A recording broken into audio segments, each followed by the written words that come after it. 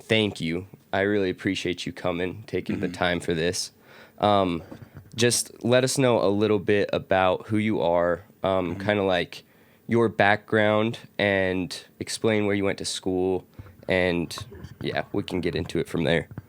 Okay, so my name is Dallas Mason, and I grew up here in Delta, Utah, and I went to college for 7 years. A lot of that I changed majors multiple times, and I took practically every class there is.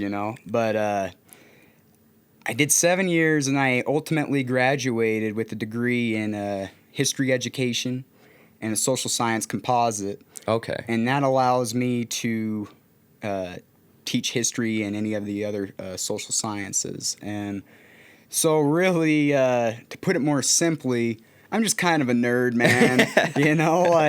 I just enjoy learning. And I guess that's kind of why I'm here today, is that I'm passionate, very passionate about learning most anything, but especially history.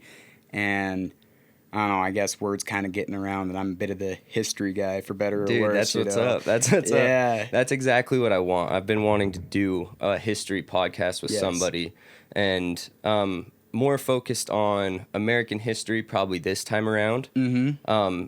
That's what I am into right now. I Yeah. mean, I've never been like super into like, I don't know. I always kind of enjoyed history when I was in school, just in high school. But so that was one question I did want to ask. Like, do you prefer modern history, or you more so into like ancient history? What do you prefer? Oh, well,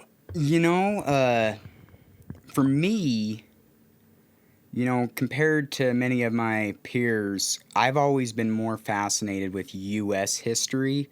So, like the American Civil War, for instance, like that is my cup of tea. Dude. And so, you know, that and like World War II, I love it all. I'm more well versed in, U.S. history, whereas a lot of other people, they are more into world history and ancient history Right. because, and I think the reason for that is, and it makes a lot of sense, is that people enjoy that sort of history because it's like so far removed from them, you know what I mean? Like Right. like it's different. It's almost exotic, you know what I mean? Like the consequences don't necessarily affect the U.S. Yeah. per se. Right.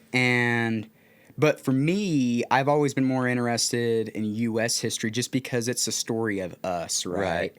And to me, that's so much more fascinating. Well, it's all fascinating, but it's fascinating to see like the past and how. Oh, my bad. Oh, The you're past and how we got to where we are, and then once we know where we are, we can see where we're going, right? Right. And so, that's what gets me excited about it. And like I always tell this to people, right? So I went to school to be a teacher, and regardless of which subject you're discussing, everybody always says, "Oh, well, my subject's the best," Yeah. and rightfully so. They should say that. That's what they're doing. But I always say history's the best for one reason. You're learning about something that actually happened. Right. It's not theory. You're talking about real life events Right. and cause and effect. How did this event lead to that event? What's taking place now might have been in the works for 20 years, and it's just Right. barely coming to surface. So that's why I prefer American history Yeah. over ancient history as well, because a lot of ancient history, from what I understand, is fairly fabricated. Like a lot of it was written by the people who, like by the person themselves, like Julius Caesar, for example, would have written most of his own history. Yeah. And so that's why I'm more fascinated by American history, because it's a collaboration. And eyewitnesses, you have so many different accounts of people who would have seen it and would have been there and would have experienced it, journals from those people. I mean, I think it's just so much more in depth. than something from, you know, the Roman Empire or, Yeah. you know, something of that. Well, I want to say one more thing about that. You know, Go ahead. You reminded me of, I don't know if you're at all familiar with the comedian Norm Macdonald. Absolutely. Oh my gosh, man. Like, brilliant guy. Like, just hilarious, fearless. But one funny thing that he said, which I thought, wow, like, I hadn't thought about it too much until he said it, but he said, you know, like, hey, you guys, did you know that the good guys always won? You know what I mean? Yeah, and yeah. It's just kind of like, oh, you know, you're right. Like, they do say, you know, the victors write the history books and stuff, and there's a lot of truth to that. And I'll just, you know, I'll just preface everything here before I go any more depth with what we're about to discuss, is that, hey, like, I'm not trying to take sides or Right. anything, but I've always tried to place myself in the shoes of those who lived it, because you need to be able to look at things from all sides to, like, really understand what happened. Because if you don't, then I don't know, you're kind of doing a disservice to, like, Absolutely. what actually happened. But anyways, okay, sorry to interrupt. Oh, no, you're good. I was just going to say, what did you originally go to school for? Like, was this something that you had always had planned in high school? Or you said you kind of played around with a few different things when you went to college. Yeah, you know, so the funny part is I mean, I've been in love with history all my life. Like, it's been something, I don't know, I guess, I don't know how kids are today, but, like, when I was growing up, it was always, like, you're out on the playground and you're using your imagination, you're playing Army, you're doing whatever. Right.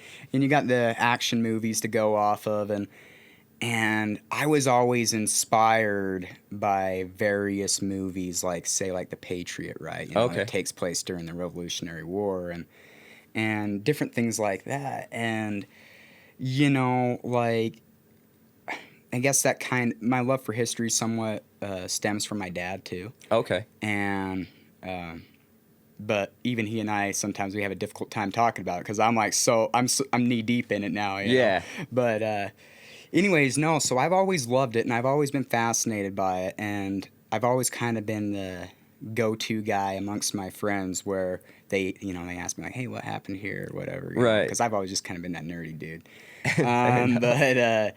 But no, I've always loved it, but in high school, oddly enough, doing history as, like, a career, that never was anything that ever crossed my mind. Okay. Really, okay, so I went to college and I thought I wanted to go out in the medical field, Okay. because I want to help people, Yeah. you know, and I thought, oh yeah, you know, like, I had a little bit of experience, you know, volunteering in a radiology lab and stuff. I thought, oh Okay. yeah, you know, x-rays and stuff, this is pretty cool. Yeah. You know, and anyways, and I kind of, I guess I had some poor timing there, right? And so then I thought, well, okay, well, this might not work out, so I'm going to try physical therapy. Okay. And then, Because I think, sorry to cut you Yeah. off, I think I remember going on a trip to Southern Utah. Yeah. And you were in the process of that, doing Yes. physical therapy. yeah, I And- remember talking to you, Yeah. actually. Yeah. So anyway, go on. Yeah. So I was doing physical therapy, and, you know, and all that was really cool. But I kind of hit a wall with science. You know what I Okay. mean? Where Yeah. I was just like, ooh, I don't know if I can go on any further with this. Yeah. Oddly enough, you know, I was kind of lost at that point. I was like, well, I can't continue on with this, but I got to do something else. And I really didn't know what to do. You know what I mean? And it really, you know, just funny to me now, but it was actually your mom Okay. that, you know, I got talking to her one day, and we were just, you know, your grandma's my neighbor, of course. Mm-hmm. And anyways, she, like, pulled up one day, and I was just outside, you know, sitting on my porch or whatever, and she just said, hey, what are you doing? You know, what are you up to? And I was just like, oh, I don't know, like, I'm, like, going to school, don't know what to do, and this and that. And then she said, hey, like, have you ever thought about teaching? And I'm like, no. You know what I mean? Because, like, especially when you're younger like that, you know, like, when you're sitting behind a desk, you're not at all thinking, well, at least I wasn't. I wasn't thinking about, yeah, I want to be that dude in front of the classroom, you know, like. I'd love to be the guy that deals with all these psychos. dude. Exactly, yeah. Yeah. And so really it was like an epiphany for me where I was like, oh yeah, that makes a lot of sense. Okay. You know, and like I want to help people and I love history, so I'm going to marry the two. Okay. And really that's what led me down that road, and I'm so glad I did. You know what I mean? Because, and that's the thing about like my education, right? Like I don't regret any of it at all. And you know, like, and I did a lot of school. Yeah, that is a lot. You know what I mean? I did a lot of school, and you know, and perhaps you know, I don't know if we want to go into it just yet, but like, you know, the thing about college is that I don't know, I'm very old school. You know what I mean? Where college, it gets pounded into your head all growing up. Like, you got to go to college. You got to go to college. You got to get a career. You got to make a lot of money, right? Like, that is the end all be all. Right. It's the path. Yeah. So to speak. You know, and school for me, like, it wasn't anything that was natural for me or that came easy to me, but I had the intangible characteristics, right, that I could make it work. Like, I knew that if I put my best foot forward and gave all my effort, that I could, you know, especially if I was passionate about it, I could really make it work. For sure. And, you know, and I guess I'm only just bringing this up, like, yeah, like, school was great for me, and, like, better part of my life was there at college, you know? Like, I very much miss having those in-depth conversations with, say, like, my professors and stuff. Right. I don't much get that anymore because most people, they're either unwilling or incapable of really, like, diving in, you know, and talking about really anything. But, yeah, so, I don't know. But, yeah, I guess college, I don't know. I really don't think it's the end-all, be-all. I think everybody kind of has to make up their own mind of whether that's right for them or not. And, you know, and having seen what I had seen, by the time I left, I was glad I was done. Yeah. You know what I mean? Yeah. And... well, and even compared to somebody like me, like how I'm 27. Old? Okay, 27. Going on 28. I'm 21, so, you know, 6-7 year difference. Mm-hmm. And, I mean, even in that short amount of time, the difference, but I mean, there's still plenty of kids that were in my same grade and younger and older, you know, that did decide to take that path, going to college and, you know, getting their education. For me, it was a lot harder because I couldn't see the path, you know what I'm saying? And obviously you struggled with it as well, trying to find the right one. For me, I still don't know. Like, I don't know if that's something that I want to do eventually, or but I could see that there was so much information. Like, there's so much information on everything now. You can use the internet to find almost anything you want. There's podcasts to teach you things. And that's where a lot of, like, the history that I enjoy actually comes from. I don't know if you've ever heard of Dan Carlin, but I just recently I just heard about him. Okay. Yeah, I haven't listened to him at all, but he does a lot of ancient history. Yeah. But I think he does some modern history as well. But he deep dives into, like, he takes hours, weeks to come up with one episode. And sometimes they'll be 12-hour long episodes of him, I mean, just him talking into a mic. Yeah. I mean, it's really, like, I mean, kind of beautiful in a lot of ways because the amount of effort that's put forward, and he puts a lot of strain on himself because he's not considered to be, like, a historian. He didn't go to school for it, but he spends hours making these things. And I mean, they are amazing. Like, that's where a lot of, like, knowledge that I have comes from, like, the Roman Empire and the Celtics and Genghis Khan, or however you say it. But yeah, I mean, just a really, really smart guy. Well, and that's why it's so important that, okay, so in today's day and age, of course, we're in the 21st century, and the internet is such an amazing tool. It really is. Like, Absolutely. But the thing that's important about it, though, is like, fortunately for you, like, you do have that curiosity. Right. Like, you have that curiosity of like, okay, well, I'm gonna go online, I'm gonna find this podcast, whatever. Like, I'm placing my trust in this guy to like fill me in, you know, Absolutely. like open these doors for me, so then I know like where to go, and I have a jumping off point that if I want to dive into this deeper myself, I can do that. And I feel like you know, that is the role of a teacher. Yes. Whether licensed or not, like, that to me is what it's all about, is because if you, I mean, I saw it happen, you know, with my own education, right? Like, there were many things that I was taught that I would not have known about if somebody else didn't like inform me, like, hey, like, this happened in history. Right. It's like, oh yeah, you know, like, I might not have ever unearthed that myself. Mm-hmm. And to me, it's opening those doors for students, for anybody, to say, hey, like, there are these things out there that if you want to look more into, you can. Yeah. You know, and it's making people aware that those things happen, because if they don't know they happened, then how are you ever going to learn from about it? Exactly. Yeah. Exactly. Yeah, that's a good point. A lot of people, almost need the education. Mm-hmm. Otherwise, they don't even have the interest in looking into something. Yes. Like, I've been really into like working out recently, like going to the gym and stuff. Mm-hmm. That wasn't something that I ever cared about much before. But then you start thinking about, like, I've only got this life. Like, this is the only thing that's like really guaranteed for me. Mm-hmm. I don't know about the whole afterlife thing. Like, I'm not sure what my beliefs are on that, you know? So Yeah.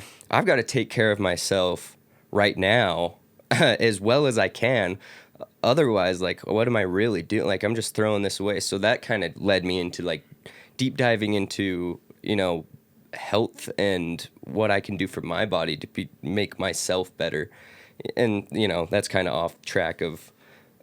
Well, you make a really good point there. Like, I think, if nothing else, like, this is what people should take away from this podcast, is that really, when I heard this, I thought it was very profound, and it stuck with me, is that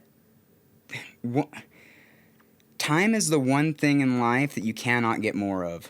100%. You know what I'm saying? That is so true. Yeah, and so for me, like, part of the way I want to fill my time, and it's like, go ahead, call me a nerd, because, you know, I am that, but how I want to fill my time is like, I think part of being is like coming to an understanding, like like learning, right? Like expanding your mind.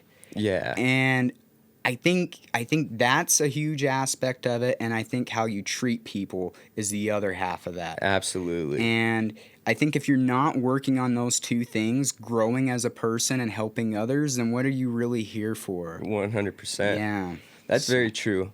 Well, if you're down, let's kind of dive into some of this. Okay. I'm going to skip over. I wrote down quite a few things Oh, you're good. because I wanted to make sure I didn't miss anything. But, okay, first question is, do you have, like, a favorite historical figure? Like, is there one specific? Yeah, a lot of people are going to hate me for this, but Robert E. Lee. Robert E. Lee, man. To me, that guy, he in terms of U.S. history, he might be the most polarizing figure there is. 100%. Yeah, and I don't know. He's a very complicated man, and you know we're gonna dive. I imagine we're gonna dive into the Civil War more. And, Yes, but he just fascinates me because, like, so many of them guys of that era, they were of a different time, man. Like they're so much different than like how we conduct ourselves today. You know what I mean? Like they really believed. You can argue what he did was dishonorable, but I wholeheartedly believe that he thought he was doing the right thing and that he was doing the honorable thing. And like, to me, like, one of my favorite quotes is from him. Like, he said, do your duty in all things. You cannot wish to do more, and you should never wish to do less. Oh wow. You know what I mean? And so, yeah, we can get into it, but I think the sad part is, you got guys like him that have, during his time after the war, he was such a well-respected individual. I mean, everybody. I mean, even at the outset of the war, like the North came to him and said, "Hey, like we want you to be a commander of our armies." Right. And he said, except it be in the defense of my native state, I never again wish to draw my sword, and this dude was prolific. yeah, right. And we're gonna get into that, but he after the war, he was such a well-respected guy at that time. Even like, I'm sure for a lot of Northerners who fought against him, that they probably thought he was the devil. Yeah. You know what I mean? Because he caused them so much pain and frustration. Like he was the monkey on their back. Right. But afterwards, like even people that fought against him, like they really did respect the man. Like they recognized, like, hey, he's a guy of high moral character, and he is the sort of person that we can look up to, right? Yeah. And I find it sad that, his star has fallen. Yeah. You know what sense. I mean? Yeah. Because anymore, and that's part of the problem with history, right? Like, if you're a historian or if you're someone that's interested in history, you find that the more that you study history, the less you are offended. Yeah. You know what I mean? The issue is so many people that don't really know history, they think like, oh, well, I'm supposed to hate that person, or I'm supposed, you know what I mean? Like, I'm not supposed to, like them. And it's even like the Founding Fathers, right? Like, I can't believe that there's any argument over George Washington, for instance. You know what I mean? It's like, okay, you guys, like, these are historical individuals. They're people just like you and I, and they are complicated and they're flawed just like you and I. And it's hard. I think it's unreasonable to judge somebody of the past by the standards of today, because I would imagine that 150 years from now, they're probably going to look back at me and think like, oh my gosh, that guy, like, what was his issue? You know what I mean? Like, yeah.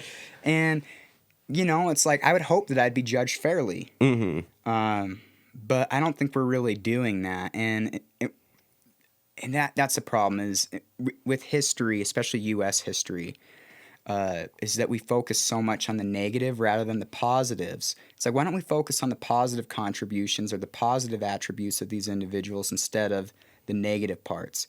I mean, yes, everything needs to be taken into consideration, and it should be, but, we're writing off people like Thomas Jefferson, for instance. You know what I mean? It's just like, it never ends. Yeah. But yeah, so for me, he would be, I've always found him fascinating, and if I could go back in time, I would want to talk to him. Just because, like, all that he had seen and the stories he could tell, right? Oh, yeah. And yeah, he's a fascinating guy. But any of those guys in the 19th century would have been incredible to talk to. Absolutely. Yeah. George Washington's one of my favorite for sure.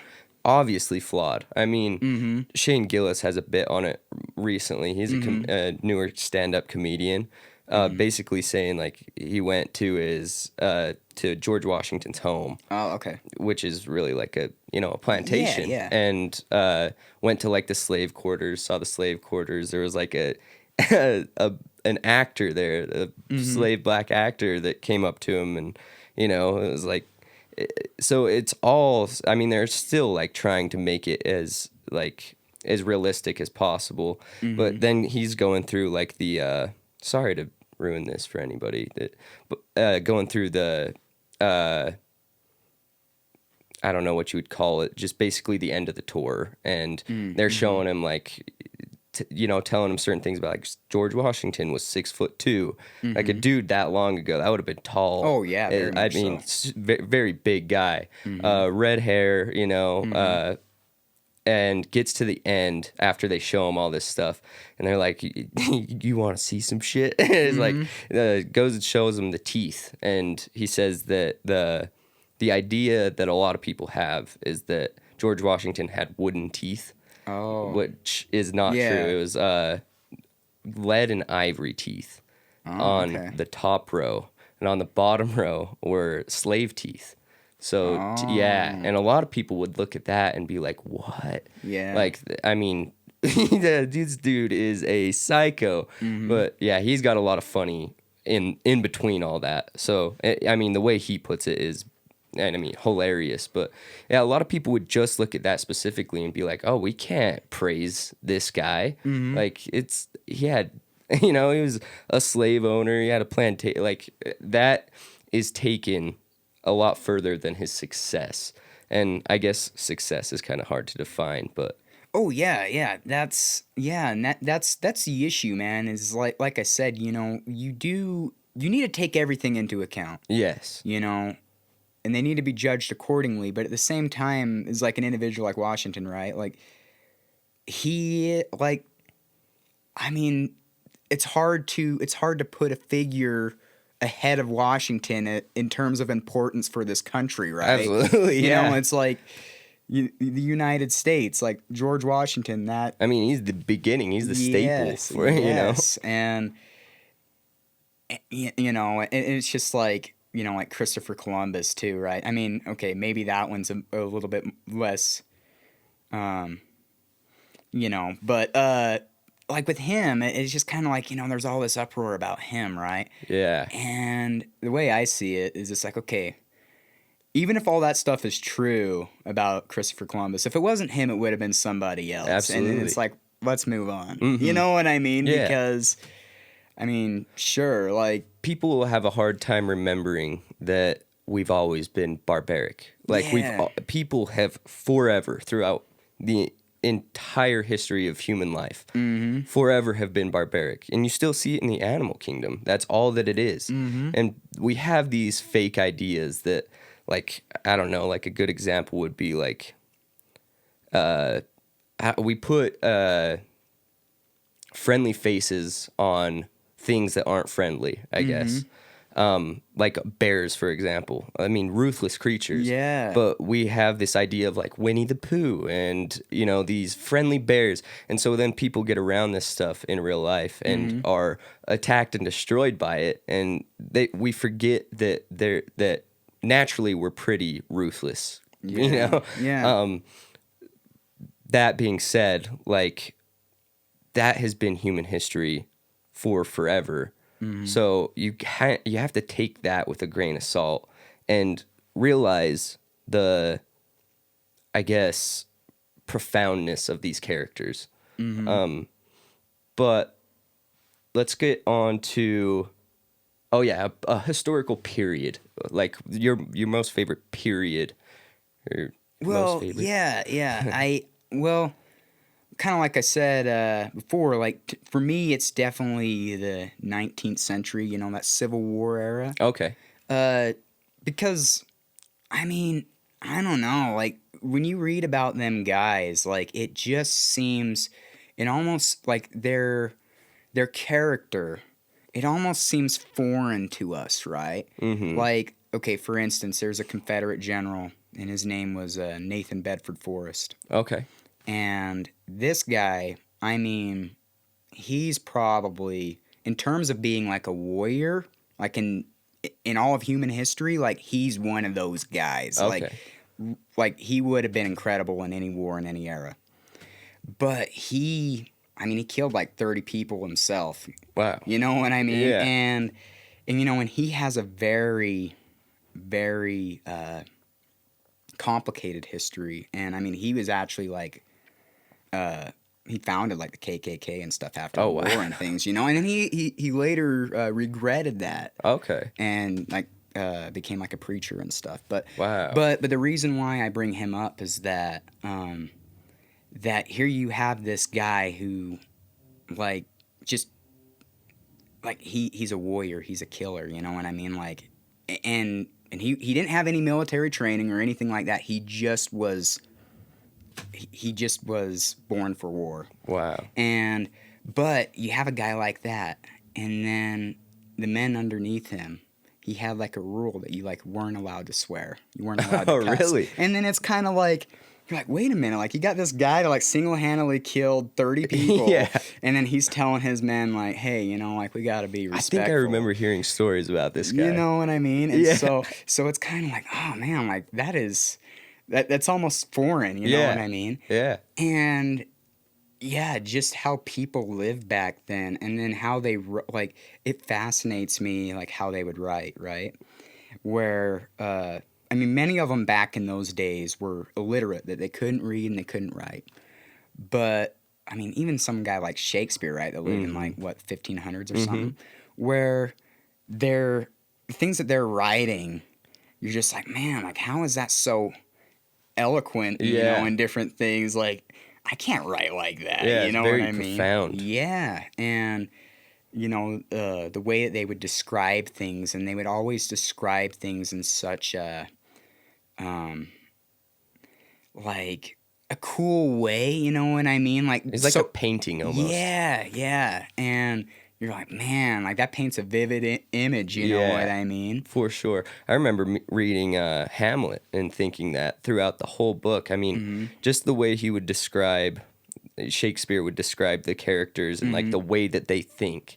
Like the world is, you know, this beautiful place, and he writes it so much more eloquently than I'm about to say it. But like, yeah, describing Hamlet, the world is such a beautiful place, but I just find all this despair inside me. I look around, and the trees are beautiful, and the sky is blue and perfect, and the mountains, and like describing all these things so perfectly, but the natural human emotions that you still have with like all this, sadness, and like the way he's able to describe that is amazing. Well, how they would express their observations, right? Yeah. You know what I mean? Like, and I think a lot of that's missing today. You know, like I actually had I had a discussion with a friend not too long ago, and he was like, "It's like, dude, you look way too much into everything, you know, like you think that there's meaning with everything and all that." And I'm like, well, like there has to be, right? You know?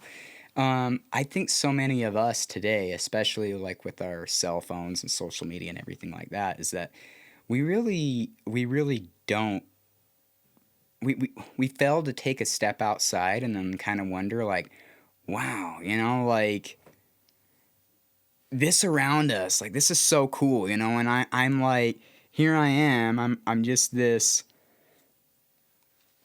I'm this walking flesh essentially, you know, with like this brain stem and everything else, you know, and then I'm navigating my way through this world, and it's like, how bizarre and weird is that, you know, and it's kind of cool, but you know, these things, it's just like the whole idea where they say like breathing, right? Like you don't at all think about it, but you're doing it 24/7. Right. And I think there's something to be had about like kind of like trying to find that meaning, you know? Like I think it's once again it's like discovery, right? You know, I think that's something that a lot of us miss. And for sure. We should look for meaning, right? I think so. I think so 100%. Well, if you don't, then what really gives you meaning as a person, you know? Like, I think it is way better to look for meaning in everything than to just avoid it completely, like a lot of people do now.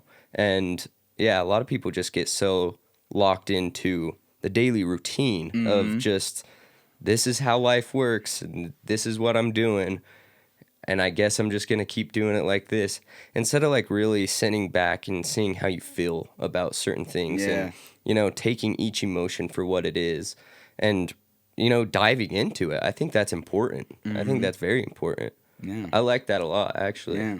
Yeah.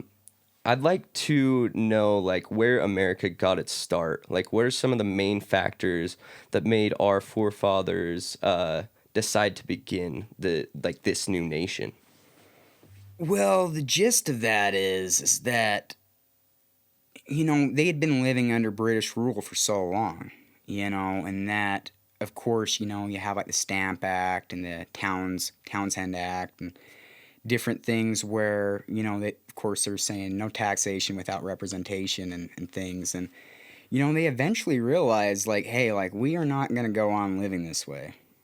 And that there needs to be a breakaway from Great Britain. Okay. And, I actually have a copy of the Declaration of Independence here. Okay. And to me, this is the single most incredible document. Like, I just cannot begin to describe, like, how incredible I think this is. And I hope to one day go and see it, there in Independence Hall. Okay, so with the Declaration of Independence, I kind of feel like, especially in terms of, like, U.S. history, we all kind of have, like, that general idea of, like, okay, yeah, July 4th, 1776, declaring independence from Great Britain and the American Revolution. But when you actually, like, stop and read its contents, you're like, whoa. Yeah. Like, this is insane. And, of course, that preamble starts with what we all know and have heard, that all men are created equal, that they are endowed by their Creator with certain unalienable rights, and that among these are the rights to life, liberty, and the pursuit of happiness. Right. Like, wow. Okay? Yeah. I mean, and that right there is, Thomas Jefferson, of course, was inspired by John Locke, who John Locke had said life, liberty, and property. Right. But still, you know what I mean? Like, just awesome. And, he then goes on, to say that, of course, like, as we know, or that we need to constantly be reminded of, that the government derives its powers from the consent of the people. Right. Right? You know what I mean? And I feel like we forget that, like, it's actually us that have the power, not them. This is something that I have discussed with people a lot recently, is that we have completely forgot that we run these people that are supposed to be working for us. Mm-hmm. And a lot of people think of it opposite. It's these guys are in charge, and we're just a secondary, or maybe not even that. We're removed from these people. They make the decisions when we abide by them. Well, you know what the craziest part about that is there was a recent poll conducted that said that 82% of the American people have a disapproval rating of Congress. Think about that. How crazy is that? Yeah. You know what I mean? Like, and I don't blame them. I think Congress isn't doing their job either. But it's just like, wait a minute, like, this is supposed to be, like, they're supposed to be representing us. Right. And if we are saying, hey, you guys aren't doing your job, like, there's a clear issue there, right? Mm-hmm. These are supposed to be the people we elected. Yes. Yeah. And, oh, man, we can go so deep into that, man. Like, I know, dude. Yeah, I know. That's what I've been saying recently. It genuinely bothers me because there's so many problems with the society that we're living in currently, that it makes you wonder how much power we do still have as the people. Because that was the whole idea, was, democracy by the people, for the people. Mm-hmm. It seems so opposite of that now. Oh, yeah. Yeah, it's just crazy. I mean, I think people are just kind of like, well, that's the way it is, Mm-hmm. And unfortunately, in terms of, like, politicians, and you can really apply this to a whole lot of fields, whether it be education, the police force, whatever.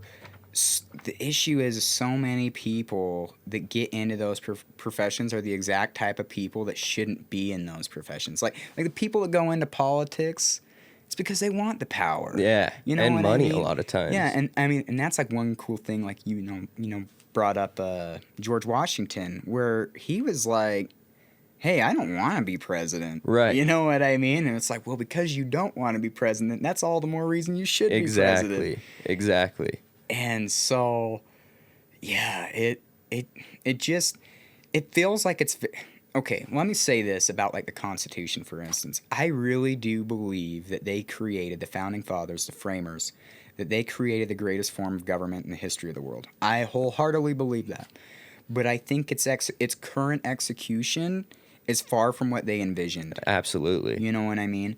That, I would consider it like a uniparty, right? Where it's just like all these politicians, they're part of the same club. They're the same, they're all friends. They might get on TV and yell at each other a little bit, but they're going out, for dinner afterwards, and it's just whatever they want to do. Oh, yeah. You know what I mean? Like, I don't know, maybe you might want to get into it later, I don't know, but it's just kind of like, okay, for instance, like the Russo-Ukraine war, right? Like, what frustrates me about that, well, there's a lot of frustration there, but it bugs me that, like, Congress can just be like, well, we're going to send another $100 billion to Ukraine. And it's like, well, did you even ask? Like, yeah, exactly. You know what I mean? Like, if the American people are for it, then by all means do whatever you want. But I just find it crazy that Congress can hold a session and just be like, well, we're going to do this thing. We're not going to ask anybody's opinion. Right. You know what I mean? It's like, you represent the American people, not... This was a discussion I was having with my friend recently, too, is why do we not get to decide where our tax dollars go? Yeah. If you're going to tax us, this is money that we're making for government to be able to spread out, but we don't get any decision in how they do it. Yeah. So I think it would be better, and it could be done very simply now. We have so much technology. If you had an app to simply decide, I want this money to go to roads. I want this money to go to schools. I want this money to go to, I guess you kind of get to choose, like, if you want to give it to some foundation or, a organization or anything like that. But to be able to decide between, a group of 100 different things, like where you want your money to go, and that could be Ukraine for some people. But for a lot of other people, we should get the decision on where that tax money goes. Well, and it's just baffling because, they're sending all this money to Ukraine and other places, and I mean billions of dollars. Oh, yeah. And you think, like, okay, like $100 billion, like, what could that do to solve the homelessness problem, right? Yeah. You know what I mean? Mm-hmm. It's just like, boy... I don't even know where to go with that, but it just, that drives me insane. Oh, you know? Like, come on. But anyways, I will continue. So, to me, this part of the Declaration of Independence, that's very fascinating, and I think this will help segue and better understand the American Civil War. Okay. They go on to say, whenever any form of government becomes destructive of these ends, it is the right of the people to alter or to abolish it and to institute new government. Okay. How do we go about that? Ooh. Because, not to throw you off. Yeah. And not that I support this in any manner. Yeah. But the January 6th event, right? Ooh, there you go. Exactly. Right. Obviously, I don't support what happened. Okay. But is that not the right of the people to go into these institutions when something like this goes wrong and they don't agree with what happened? Because the January 6th event happened because people thought that the last election was fraudulent. Yes. So they wanted to take care of, or, fight against this problem. Well, and it's fascinating you bring that up. That the January 6th, so I actually had a friend, she was doing like, I don't know, she was doing like an internship or something where she was doing like news at the time. And she asked like all of her friends and everything, like, hey, what do you think about January 6th? And, I said, well, like you said, the reason why people were there in Washington is because they believe that the result of the election wasn't the correct one. Mm-hmm. And I said, well, you have approximately 1/3 of the country that believes that they got the result wrong. Mm-hmm. And whether or not you agree with that, you would think that, I don't know, if I'm the American government, if I'm the U.S. government, I would want to say, hey, like, okay, I have many people that think that the result wasn't legit. Mm-hmm. You know what? Because you don't think that it's legit, I'm going to prove to you that it was. Right. That I'm going to reestablish your confidence in our elections, right? And of course they didn't do that. Mm-hmm. You know what I mean? And to me that's very questionable. And the reason why they were there is because they wanted Congress to vote on a audit Right. of the election. And of course, you know, we've all seen the footage where, you know, they say insurrection and Capitol riots and things and you know, oh man, like there's a whole lot to uncover there. Oh, yeah. There is so much to say about that.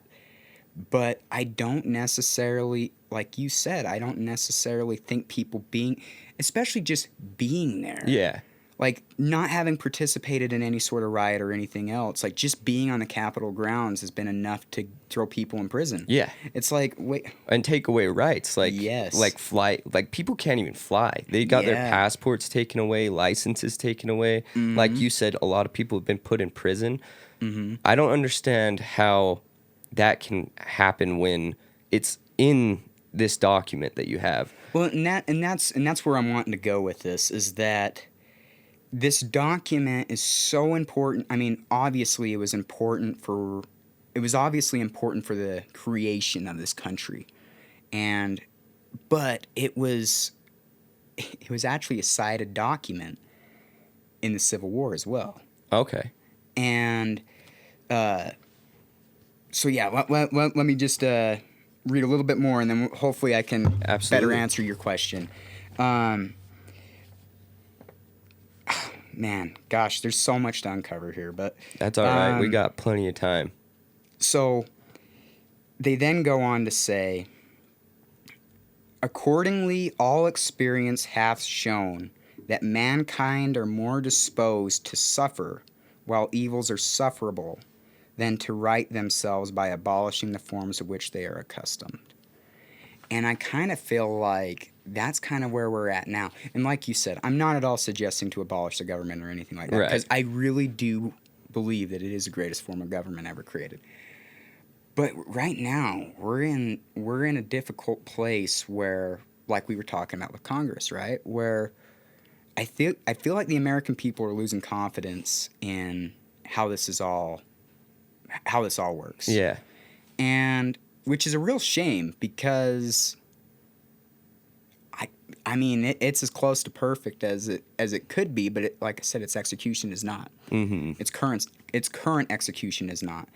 And you know, I think how we as American people are living today is, like, so often, regardless of which side of the aisle you are on or whatever, you can always point to some sort of issue and say, oh my gosh, like, this is a major problem. It's not getting fixed. Things are only getting worse. Mm-hmm. And how do we correct that? And I feel like everyone's saying that right now, where everybody is just like have a high level of anxiety about the state of the country, mm-hmm. right? Where no one can agree on anything. The polarization has moved further and further apart, right? Oh yeah. And you know, there needs to be, like I said, I'm not suggesting like doing away with the government or anything, but there needs to be like some sort of like a reset. Yeah, absolutely. And I don't know how you go. Oh, I'm sorry. No I don't know worries. how you go about that, but I'm just bringing it up here because they recognized then that dealing with the British was unbearable. Right. And that something needed to be done about it. And they felt that they had every right and every duty to break those bonds. Right. And to do it peacefully. I mean, of course, you know, the British saw that as like an act of war. Yeah. But you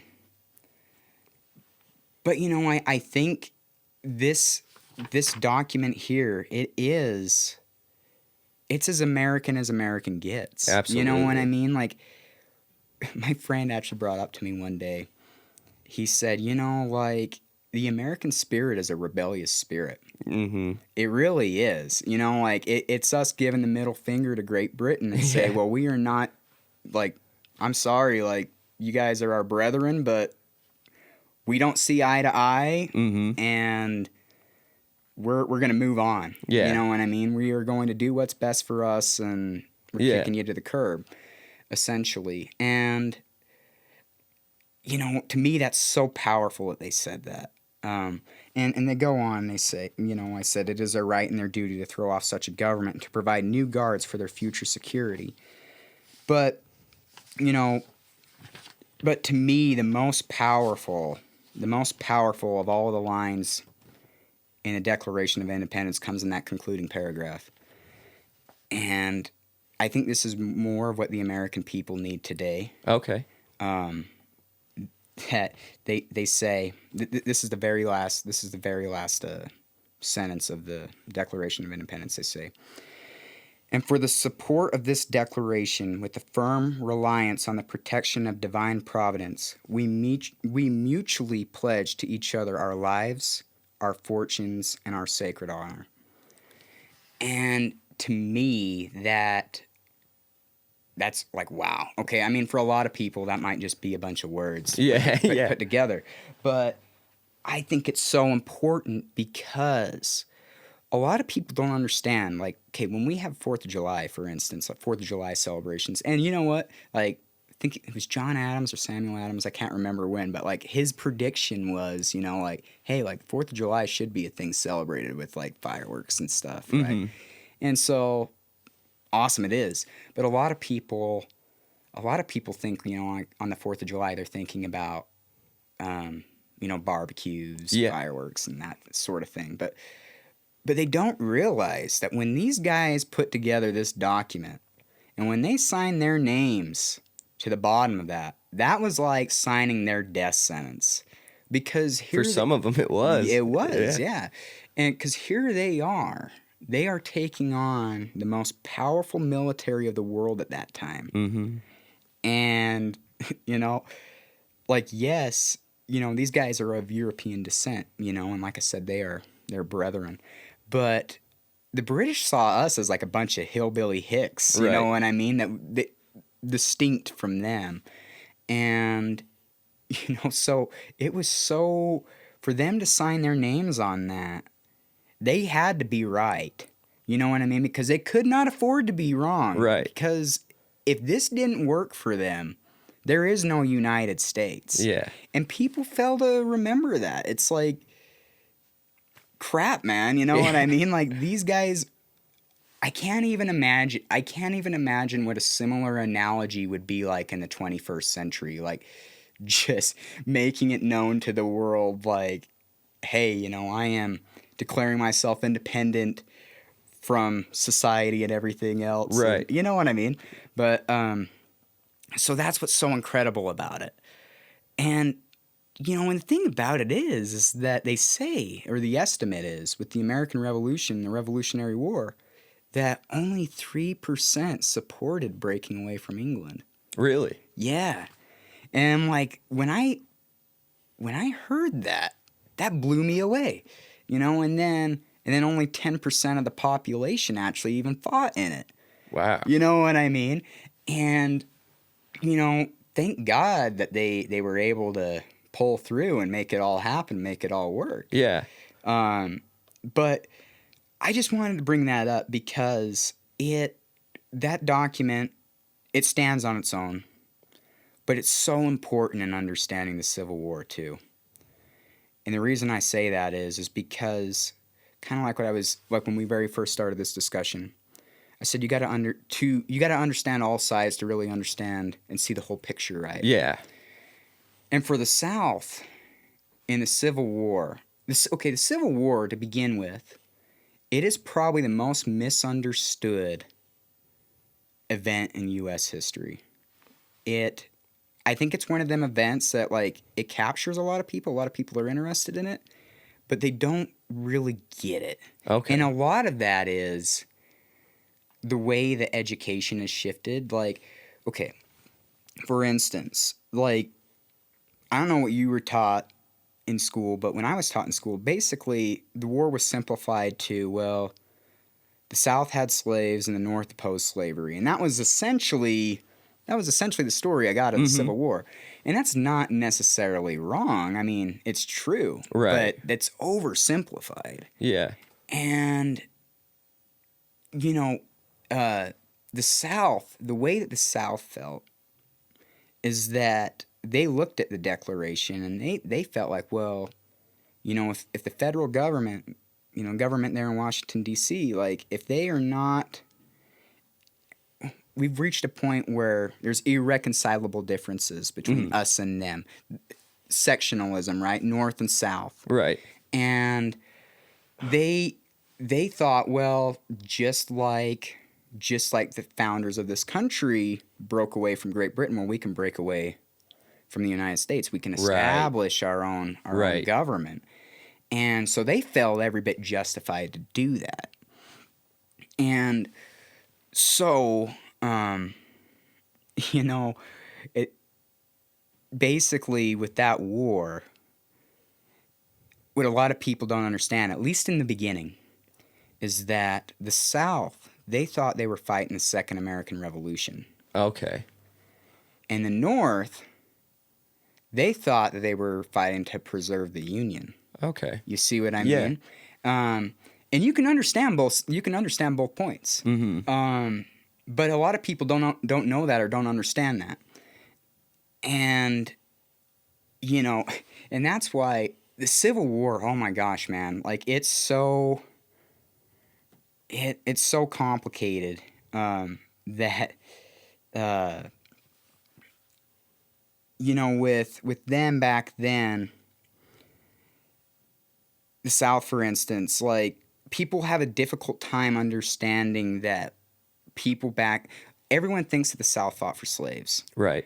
And of course, for, like, the politicians and things, you know, that was a thing that was very real to them, you know what I mean? They profited off of slavery and what have you. But for the average soldier, for the average Southerner that didn't own slaves, it wasn't at all about that. It was about, well, you are here, you know, my home state. It's just like Lee, right? When I told you that he said that he couldn't go against his state. Well, back then, you know, they didn't have cars. Right. You know what I mean? They couldn't fly or do anything like that. So for most people, whether you lived in the North or the South, like, what went on in Washington, you were never going to witness firsthand, like, because you weren't going to ride in a wagon from Alabama to Washington, D.C. Right. You just weren't going to do it because that was going to take months. Right. You know what I mean? And so how the South felt about it is they're like, how dare someone hundreds of miles away tell me how I can live my life? Right. You know what I mean? And then, you know, for the average Northerner, they felt disrespected, you know, when they were like, well, you can't just leave. You can't just break away. You can't just leave the United States. And so, I mean, there's a lot. I mean, you can kind of see both sides there, right? And they make a great. I don't know if you've seen the movie Gettysburg. I haven't. You need to see it. I don't think I have, at least. Is this where Abe Lincoln is like the main? No, he's not in the movie. Okay. But anyways, in the movie though, they're sitting around a campfire. The Southern generals are. Okay. And, you know, and it's a movie, but he makes a good. Pickett is sitting there at the fire, and the analogy he uses is he calls it a club. You know what I mean? And he said, all right, well, if you find it so that you're a part of this club, and then your values no longer align with that of the club, do you not have the right to leave? Right. You know what I mean? And that's kind of how they felt about it. You know what I mean? And so that's something you got to understand. And it's sad. It's sad to me that they've been demonized in such a way, because North and South, like any war, it doesn't matter which war you're talking about. Like, wars are fought, well, wars are started by politicians and they're fought by the average person, right? Right. You know what I mean? And a lot of the time it comes down to money. And that's the difficult part about Abraham Lincoln is that, yes, Abraham Lincoln is a very fascinating individual, and he did a lot and said a lot of great things. But he also wasn't about to let the South leave for one reason that no one ever cites, Right. is that he wasn't about to let that tax base walk away. Right. You see what I Yeah. mean? Like there's always more to it, right? Yeah. And money. Slaves, money, Right. tax-based money, you know what I mean? It just wasn't going to happen. And then also with that is people think that that all the southern states had seceded immediately, after Abraham Lincoln got elected. And no, that wasn't the case at all. The first state to secede was South Carolina, and that was December 20th, 1860. Okay. And the war didn't start until April. Okay. But between December and April, there had been 7 states. There had been 7 states that had seceded that were like, we can't be a part of this. Right. And back then, you got to remember that election, that 1860 election, there was 4 candidates. There was Abraham Lincoln in the newly formed Republican Party. And then you had Stephen A. Douglas, who was part of the Northern Democrats. The Democratic Party was split. And then there was a Southern Democrats, John C. Breckinridge. Okay. Okay. And then you had the Constitutional Union Party. Okay. And so if the Democratic Party back then could have joined instead of being split Northern and Southern Right. Democrats, Abraham Lincoln wouldn't have won. Right. So real quick, Yeah. was there a point in time where there was 2 presidents at the same time? One maybe not considered president, but Abraham Lincoln and a Southern president. Yes. Well, yeah. After they seceded, it became 2 separate countries. Okay. At least depending on which perspective you look at. The North, as far as how they see it, they never thought the South seceding was legitimate. Okay. They considered those to be states in rebellion. The South, on the other hand, they felt like once that they said, hey, we are leaving, that this is a legitimate government. Okay. This is a separate government. This is a Confederate States of America. And then it's quite funny. So Jefferson Davis ended up becoming the Southern president. Okay. And he was actually a senator from Mississippi at the time of secession. Okay. And he for a while had opposed secession because he kind of knew that the country breaking apart would be a very bad thing. But he eventually kind of realized, like, oh, okay, well, I don't know any other way to go about this. But when them southern states had seceded, he kind of waited around a little. Like he'd given up.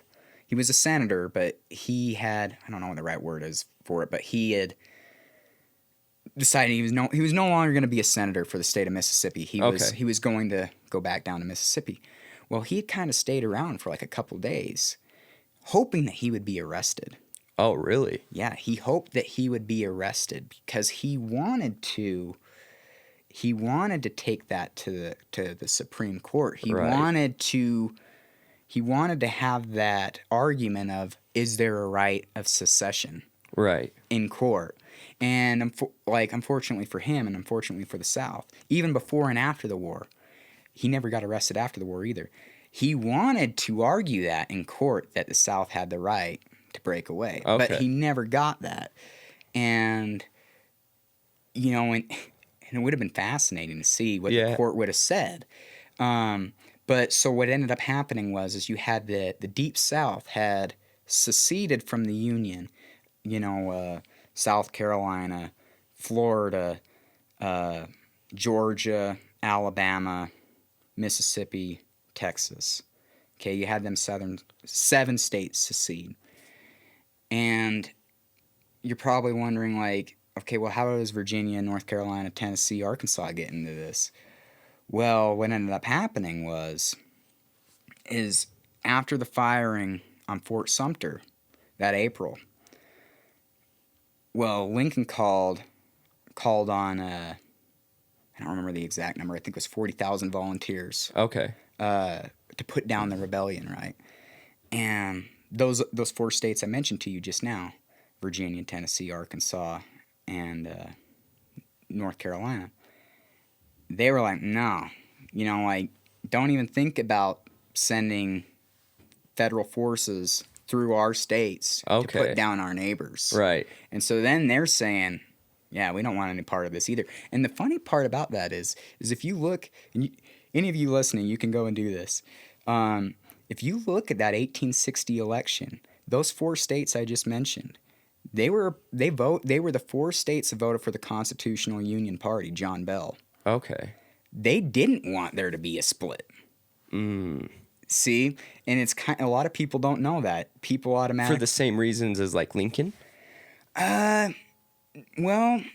I don't know. I can't say definitively why they. I'm sure they probably just thought, it wasn't. Okay, well, you kind of have to go back.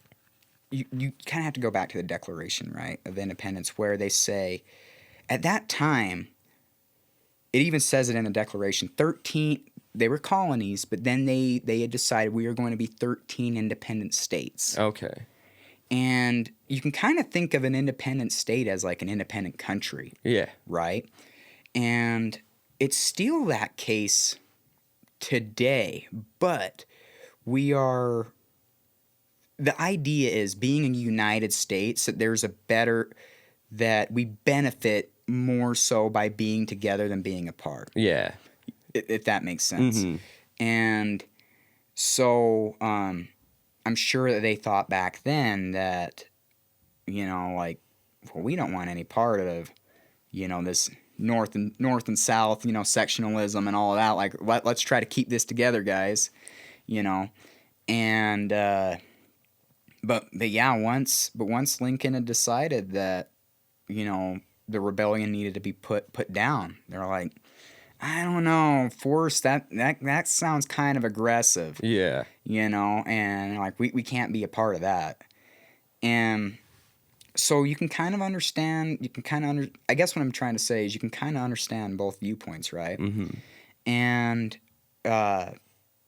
yeah, so they thought they were fighting the Second American Revolution. They felt justified in doing what they did. And just like the North thought that they were justified in trying to keep it together. Right. You know what I'm saying? And then slavery, though, I think the reason why slavery is permanently attached to the Civil War, and it needs to be, is because, my own personal opinion, I think it gave the North, there in the later years, a justification. Okay. For the war, right? Yeah. And I mean, I don't think anyone can disagree that the result of ending slavery was a positive result. Right. You know what I mean? Like, I'm not going to argue that was a good practice. It's a horrible practice. Yeah. And but it really, at least in the initial going of the war, I mean, yes, slavery did have a part in secession, of course, but it really wasn't on the minds of many people until mid-war, when Lincoln had issued the Emancipation Proclamation, which he then decided that those slaves in the states of rebellion were going to be free. But even that can be kind of controversial, because it's like, well, if you're going to free the slaves in the states of rebellion, did Lincoln even really have any authority to say such a thing? Because those states weren't even in his control at that time. Mm-hmm. But regardless, it was seen as a necessary war measure that the slaves needed to be freed, because they needed them, you know what I mean? Right. And these slaves that were escaping from these plantations and stuff, they were called contraband, and they didn't know what to do with them. And I'm like, well, why don't we give them muskets and let them go fight those guys? Right. You know what I mean? Right. So, anyways, So at that time, did a lot of those people, the slaves, end up attempting to switch sides, or how did they go about that? Because obviously, from their perspective, they wouldn't have wanted to be fighting for, the for the South. yeah. Yeah. Yeah. I think most when given the opportunity to fight, wanted to fight. I mean, Okay. like the 54th Massachusetts, the United States Colored Troops, as they were called back then, like many of them got the Medal of Honor. Like they were every bit as brave and courageous, Wow. as everyone else, Yeah. right? And so, yeah, I think they were all about it. Okay. When they said, hey, you can go, like, go get your freedom, go fight and earn your freedom, right? Like they were like, yeah, Okay. let's do it. You know what I mean? Like, Yeah. what do I got to lose? Mm-hmm. But yeah, I guess the point that I was trying to make all here though is that yes, slavery especially, like it's kind of slavery is Civil War and slavery, the American Civil War and slavery, like they're synonymous with each other, but it's a lot more complicated than that, and that's why I just wanted to let people know that that the perspectives of the respective sides was different. That the South really felt like if they could just hold on, Right. if they could outlast the North and make the North tired of fighting, then they could establish their own government. And They were close too. well, yeah, very, it's, that's a fascinating thing. You brought that up, is that really, gosh, I mean, like the election of 1864, for instance, like that, people don't realize how that could have gone the other way. Yeah. Because really, I mean, okay, when you talk about the Civil War, you had different theaters, right? There's the Eastern Theater, which is the theater that most of us talk about because that's where most of the war happened. Literally half of the war happened in Virginia. Right. Like it was as war torn gets. And anyways, so you got the Eastern Theater, you got the Western Theater, and you got the Trans-Mississippi Theater. And, in the East, Robert E. Lee was dealing out blow after blow to the North. You know what I mean? Like, it didn't matter who went up against him. They were just, beating him. Yeah. I mean, really kind of up until Gettysburg. I mean, and we could talk about that a lot too, but, I mean, up until Gettysburg, Lee was, like, invincible. Oh yeah. I mean, the West was a different story. The West, they were having, Grant was kind of having his way with the South. You know what I mean? Like, Right. But, anyways, sorry. That in 1864, Grant had been transferred over to the Eastern Theater. Like, Okay. Abraham Lincoln was like, well, Grant's my guy. Mm-hmm. And if anyone's going to defeat Lee, it's going to be Grant, because Grant's aggressive and Lee needs to be pursued. Because, back then... Weren't those two friends, Grant and Lee? I'm not completely sure on that. Okay. I know that they were... I know that they respected each other, Okay. for sure. I know that Grant and Longstreet were friends. Okay. But... Anyways, yeah, so Grant was sent over east, like, to deal with Lee, because everybody else had pretty much fell to that. I mean, George Gordon Meade, of course, had his success at Gettysburg and was, he was putting up a good fight.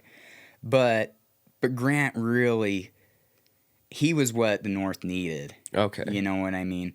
And because at that time, the battles were fought weeks and months apart. Mm. But what Grant did, though, is he was so aggressive that he just went after Lee, like relentless. Right. You know, they were fighting battle day after day. Mm-hmm. And that was his goal, is he wanted to break the Southern will to fight. Okay. And, you know, one of Grant's, friends, William Tecumseh Sherman, you know, he had served with Grant in the West. And, like, you got to talk, once again, you got to talk about these guys, like, back in that day, that they're at the Battle of Shiloh, there in Tennessee, that the South almost won that battle on April 6th. Okay. And because they caught the Union entirely by surprise, and they were pushing them back, but then Albert Sidney Johnston, of course, he died. Like, he was the commanding general of that battle, and he died, and it kind of, you're like, what do we do? Uh-huh. You know what I mean? Yeah. And so, you know, that night, Union are trying to figure out, what are we gonna do? You know, Grant's now on the field, and he and Sherman are they're not sitting there, but they're there, and, you know, around a campfire and stuff, and Grant, you know, with a cigar in his mouth, Sherman says to him, he says, "You've had a devil of a day, Grant." He says, "Whip him tomorrow, though." You know what I mean? And they did. Yeah. They did, you know, and so Grant was just relentless, and, you know, Lee, they were having to move from place to place. Mm-hmm. And they call it the Overland Campaign. That's summer of 1864. And Lee, that campaign's fascinating, man. But if that election were to be decided on just the Overland Campaign, Abraham Lincoln would not have been made president again. Really? Yes. Because despite Grant making a lot of progress against Lee, he was doing so with very heavy casualties. Right. You know, because Lee was on the defensive, and Grant was having to hit him, you know, right. and it was just incurring incredible numbers of casualties. And it was so bad that, you know, like all the northern papers and stuff, they all knew that, like, oh my gosh, this is a disaster in Virginia, like, holy crap. Right. And so if the election were just on that one point, on that campaign, Abraham Lincoln would not have been reelected. But what saved the North was Sherman's out west, and he had the Atlanta campaign, and he captured Atlanta. Okay. And because he captured Atlanta was a railroad hub at that time, and it was very important for the industrial side of things in the South. Okay. And when he captured Atlanta, it meant that the South, it was only a matter of time before the South were going to be defeated. And that really swayed the northern people, like, okay, this is a war we want to finish out and see through, because, you know, up until that point, I mean, and that's what the South was hoping, that they could just make the war so miserable that the North would want to give up fighting. And that's kind of what happened in the Revolutionary War, right? Like, just make the British not want to be here anymore. Yes. You know? Yes. And but yeah, so Sherman capturing Atlanta made all the difference. And then Grant then was like, okay, you know, it's just arithmetic now. Like, I'm going to get you. Right. You know what I mean? Like, I'm going to keep pushing and pushing and pushing, and I'm going to send you all the way back to Virginia. And it's, you know, it's only a matter of time. But yeah, and so that's kind of how it ended. And man, you know, like I said, I'm a big Civil War buff, if you can't tell, but, you know, I encourage anybody to go and see those places, because I can talk about these things, but you don't really understand it until you go and see it. Right. That was something I wanted to ask too, is like, I mean, the vibe that you get when you're at these places, like, what's the energy that you feel? You know, okay, a lot of you listening might be hating me about all the things I've said, but dude, absolutely not. But I'll say, though, if you feel any sort of negativity about any of these things, I challenge you to go and step foot on these fields, these battlefields. Because you could say all you want about Lee, you could say all you want about Grant, you could, whatever, like any of them.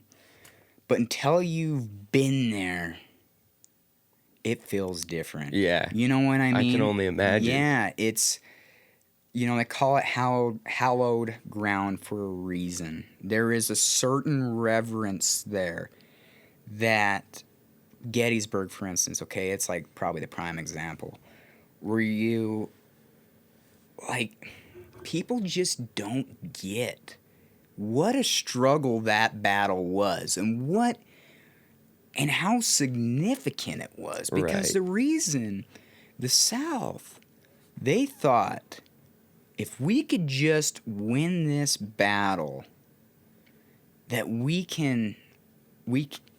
will have won our independence. You know what I mean? So they're giving everything they got.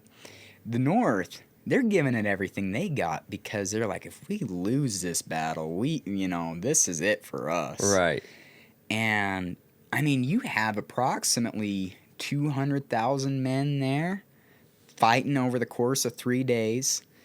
Wow. 51,000 casualties. And, I mean, and you're talking about, I mean, you and I are from the same town, right? Mm-hmm. You're talking about a town of Gettysburg that has a smaller population than where we are Delta, from. Right. And here these two armies converge and just completely take over, you know what I mean? Right. And an otherwise insignificant place. But you go there, though. And you go and you see the different spots on the battlefield. You go to the Devil's Den. You go to Little Round Top. You go to Culp's Hill, Cemetery Hill, Seminary Ridge.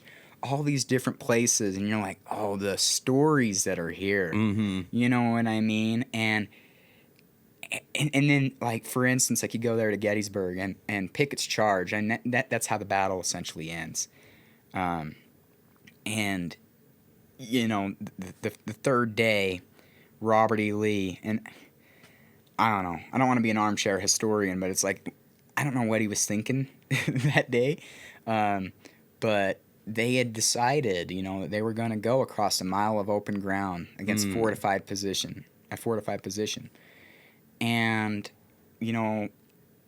General Longstreet, who was over the assault, he had tried to talk Lee out of not doing it. He said no 15,000 men ever arrayed can take that position. Right. And Lee wasn't listening to him. He said we're going to do it. And man, you go there and you go to the spot where you see that Longstreet had given Pickett the order, hey, make the assault, 12,500 men. They would need to cross a mile of open ground, being subject to cannon fire the entire way. And then when you get within those last 400 yards, you got a bit of a uphill run, and you are now taking both musket fire and canister fire. And it's just like, and that's what amazes me about the Revolutionary War and the Civil War is like, man, those must have been the bravest guys ever.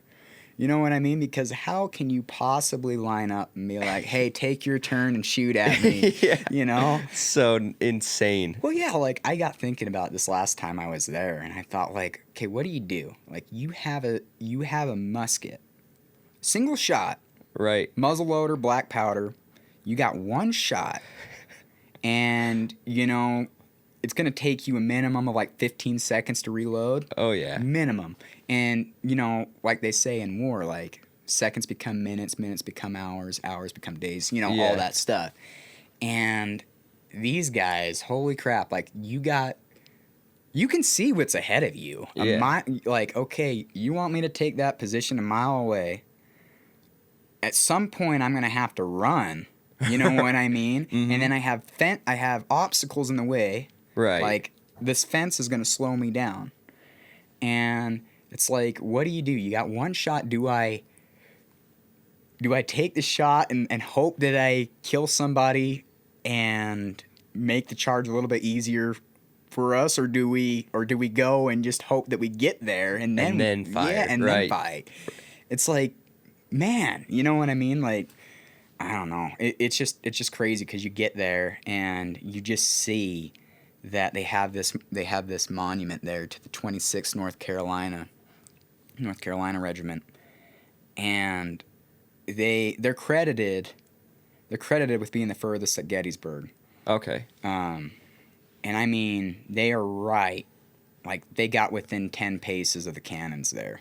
And then they just get blasted away. Right. You know what I mean? And you're just like, dude, that's unbelievable, right? And then you learn about it, and you're like, I don't know, you watch the movie, and you kind of get this idea that they had they call it the copse of trees, that they had that targeted. That's where they wanted to meet up. Mm-hmm. Well, I don't necessarily think that was the case. I think that's just where they naturally ended up.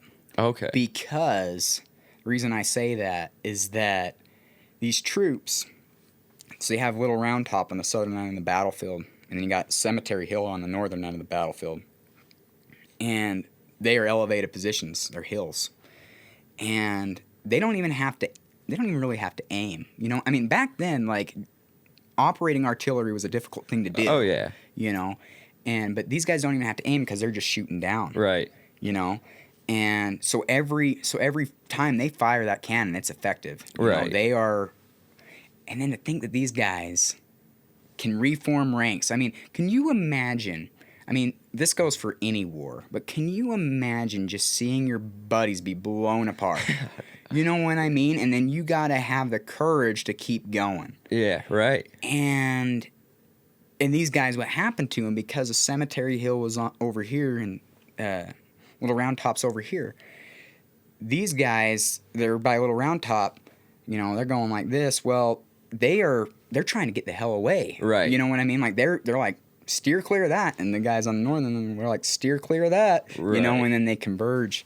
You know, I just think it was a natural thing that happened. But I mean, think about it. I mean, 12,500 of them started that charge, and only, I think it was like 200, 300 ever got to the actual place they were supposed to be.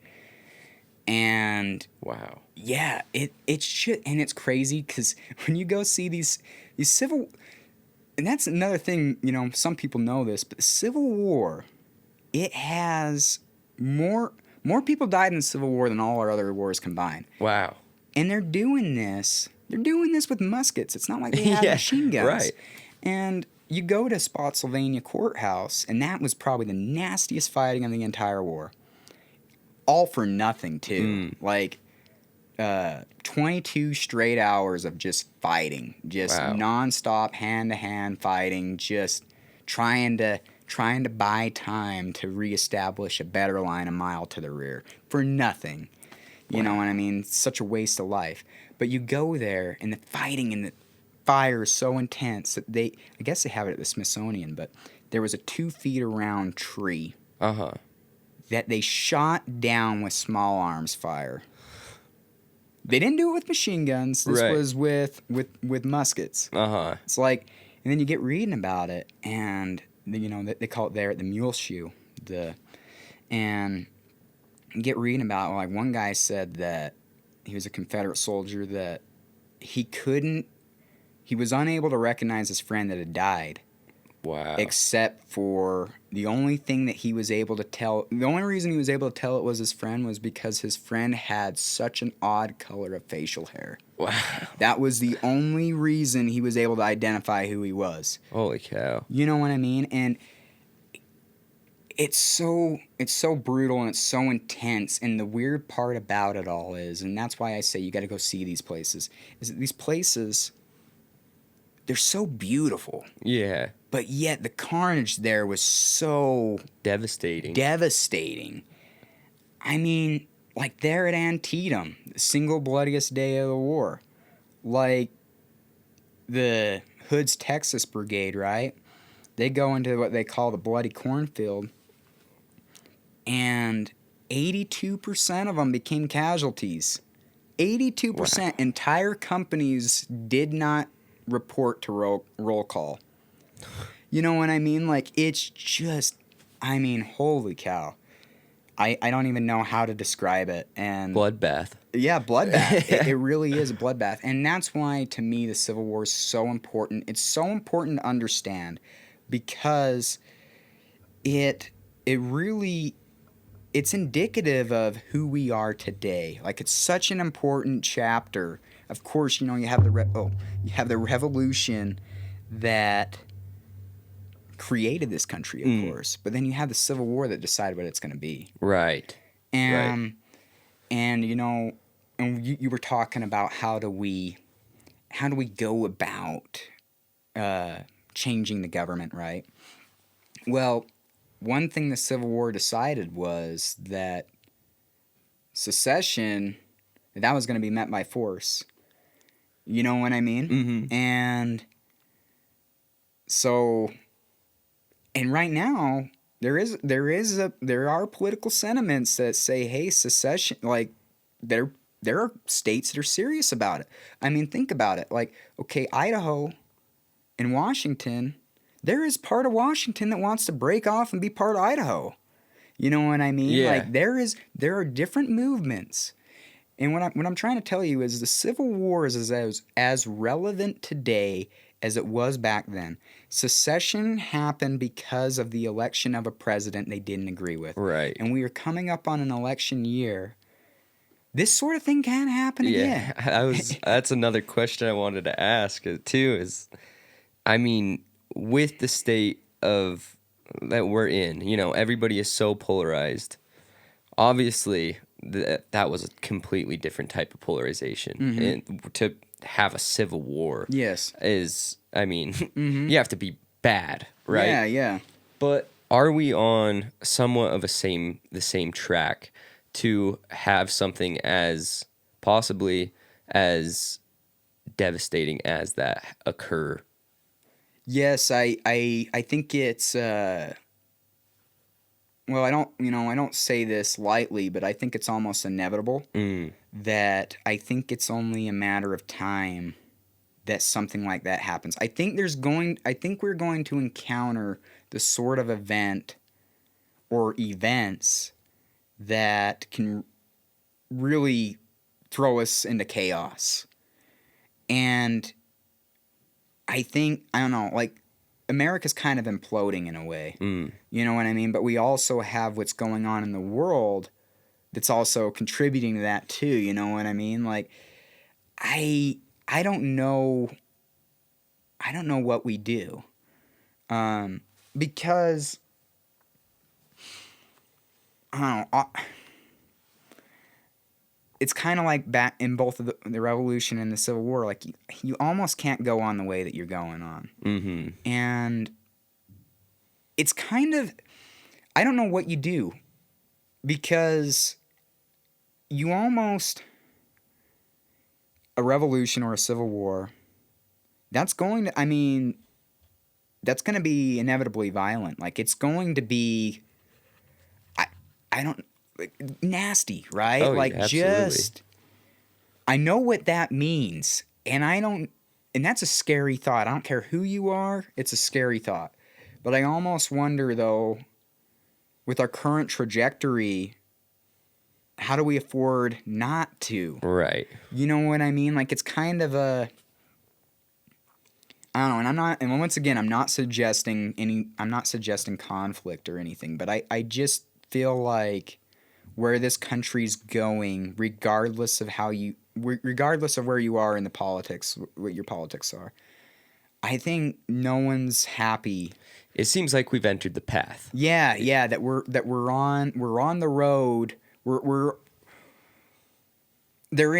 It feels like there's irreconcilable differences. Mm-hmm. You know what I mean? That the right and the left can't agree.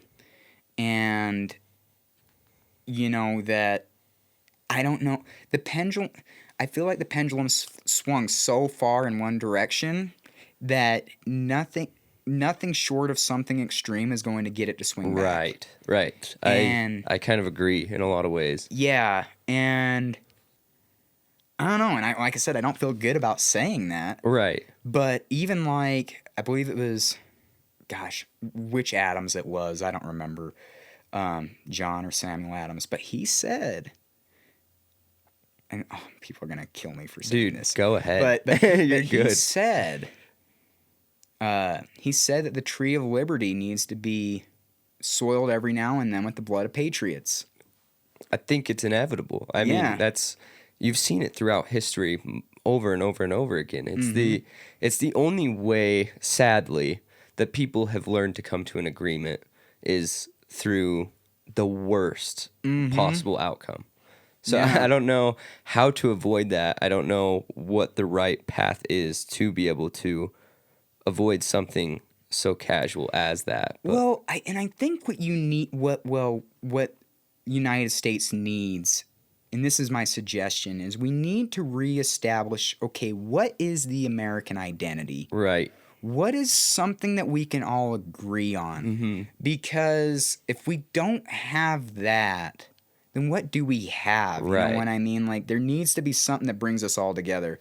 And we need People to. can't even agree. Sorry to cut you Yeah, off. you're People okay. people don't even agree on like moral standards anymore though. Yeah. Like it's so polarized that you have the polarization of like a religious ideal of moral standards and a liberal idea of moral standards. Like those are the two categories it seems that people fall in.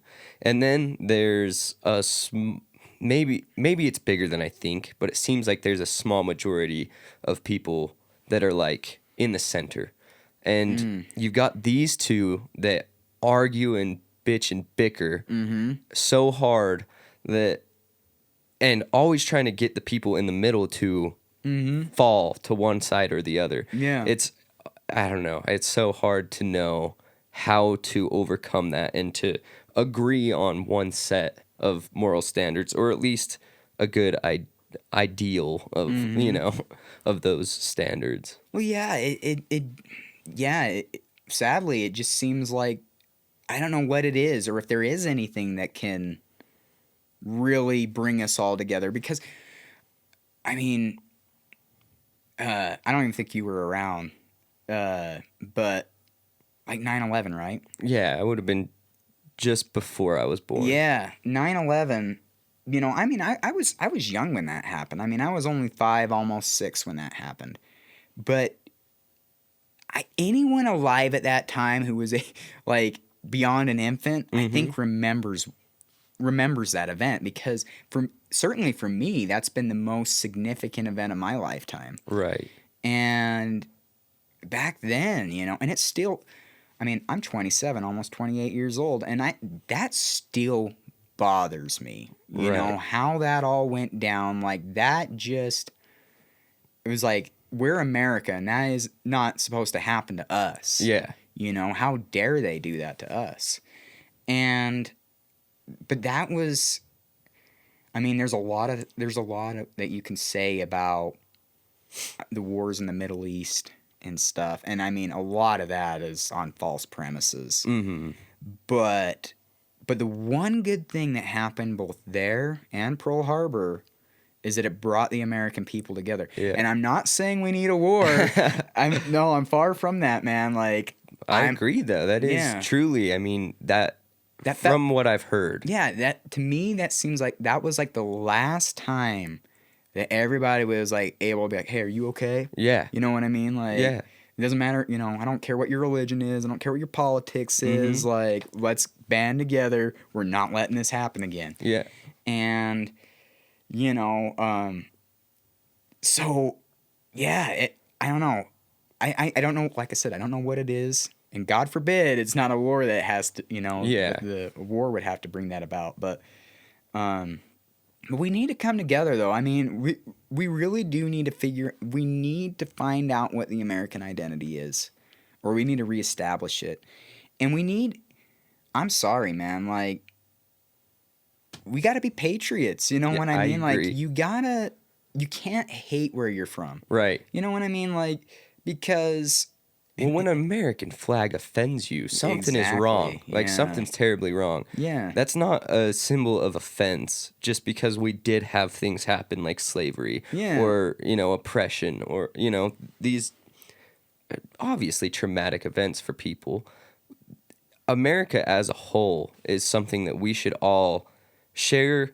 I don't want to say pride, but a sense of pride in. I mean, I don't know what better word to use. I don't necessarily like pride, but Yeah. it is something that is valuable when you're sharing it together. I think, like when you have pride for yourself, obviously, that's probably something you need to. I think you should be grateful for certain things, but a sense of pride as a community, as a whole, as America, I think is a good thing to have. Well, yeah, it's just like people. I don't know. I'm sure you've seen the videos where they ask them, like, well, what do you think of America? Oh, I hate it. I'm like, okay, like, well, where would you rather live? And then they like draw like a blank. They're like, I don't know. Yeah, like go to Canada. Yeah. Well, they're worse off currently than we Yeah. are with, I mean, we're getting close. We're getting Yeah, close, as yeah. far as like how things are being ran. It's getting close, but obviously worse off there, worse off in Australia. And these are two places that I would have my entire life considered to be almost as great as America. And then like what, China, you got Yeah. Russia, obviously worse off. It's dictatorships. Well, yeah. There's a reason why people want to come here. You know what I mean? Like, yeah. That just baffles me because I'm like, okay, well, how about we all start working on making America a better place instead of bitching about how awful it is? Absolutely. It's when things are too good. When things are too Dude, good. you were right. You were so right there. Yeah, that's a great point because I think that's where we're at, where we have things so good that the most trivial of things bother people. Yeah. You know what I mean? Like, for instance, and like, okay, say like in Africa, right? And let's just say you have someone living in like a village or something, and they don't have running water. Like, they're just trying to survive, Right. from a day-to-day basis. Whereas somebody here, like, it's, what am I offended by today? What am I told to be offended by today? What's the current thing? Oh, I stand with Ukraine or this or that. Like, it's whatever. It's like, look into this stuff. Like, you know what I mean? Like, you just automatically take on the opinion that you're told to have. Right. You know what I mean? And everybody's offended by everything else. And it's like, you guys don't even know what real problems are. Right. And that's why, like when we're talking about Civil War and things, that's another thing people fail to understand is that we have it so good, but this can all crumble. Like, our situation is very fragile. Oh, yeah.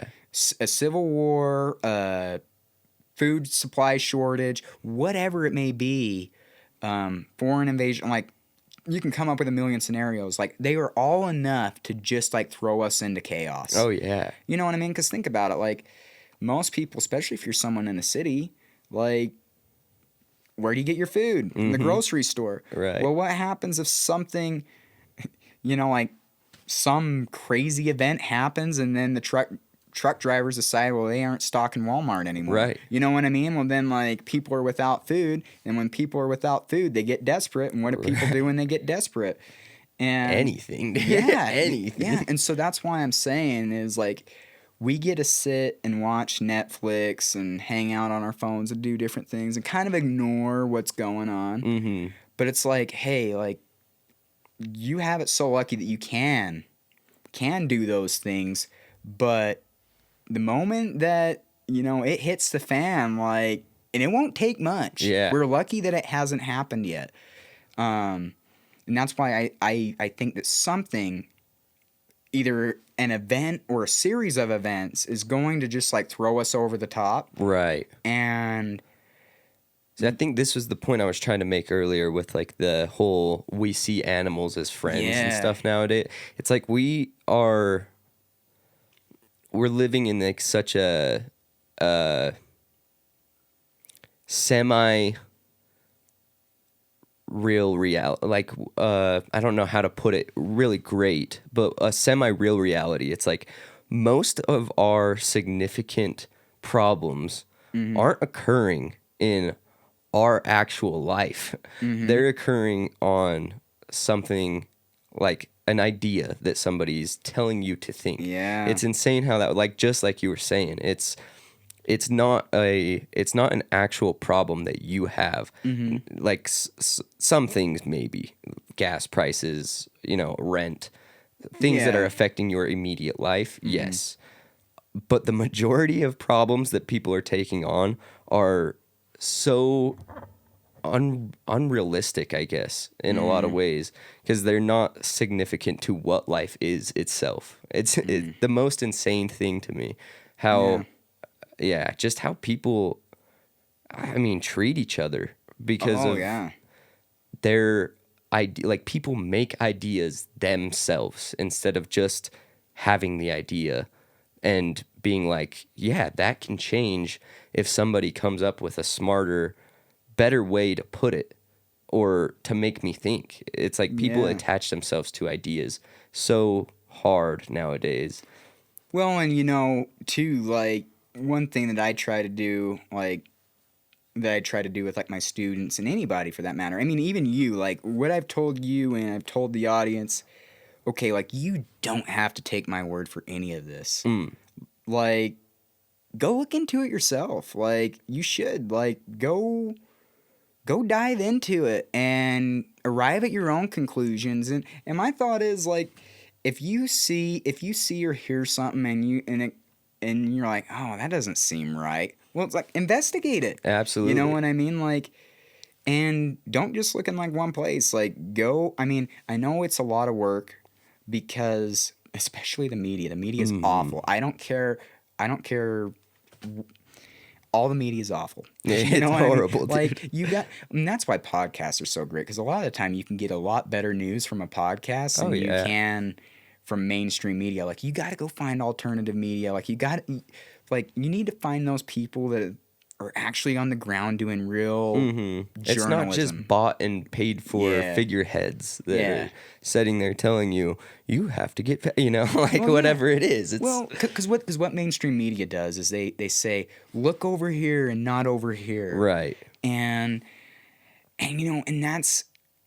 that for me, I'm super stubborn, but like I have the personality that I have to know the truth. Right. No matter how difficult that truth might be to unbox, I have to know it, because I don't want to have gone through this life just living a lie, right? Because I mean, have you seen The Matrix? Yeah.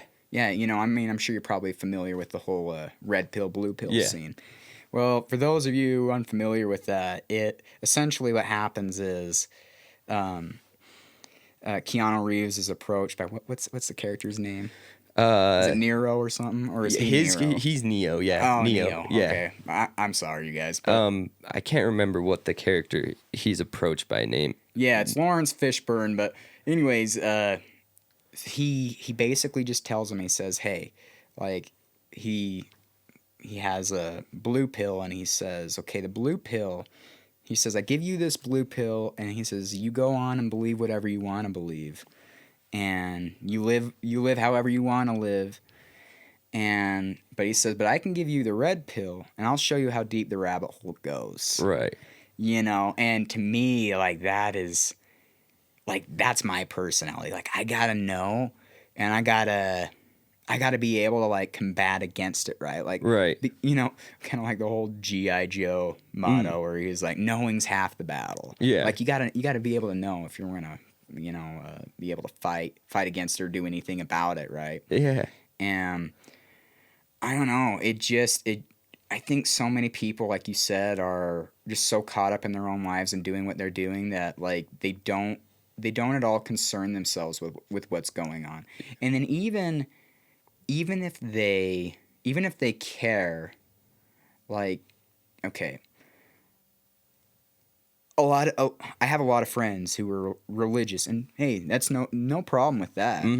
But I have I have some challenge, like I have some difficult conversations with him, I suppose, because I'll tell him some of the things that I've told you, and I'm like, hey, like, did you know that this is going on? Yeah. Like, did you know that this is happening and this is going on in the world?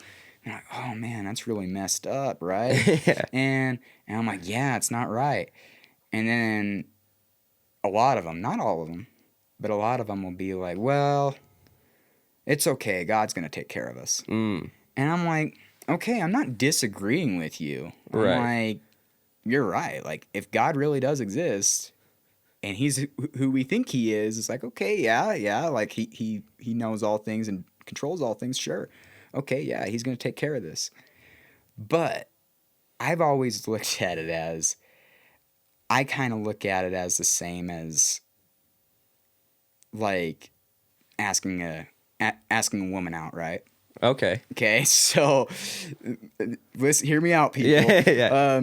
So I look at it this way. I'm like, okay, God can put you in position to meet that woman or whatever, right? Right. But you have to take action to actually go and talk to her and ask her out.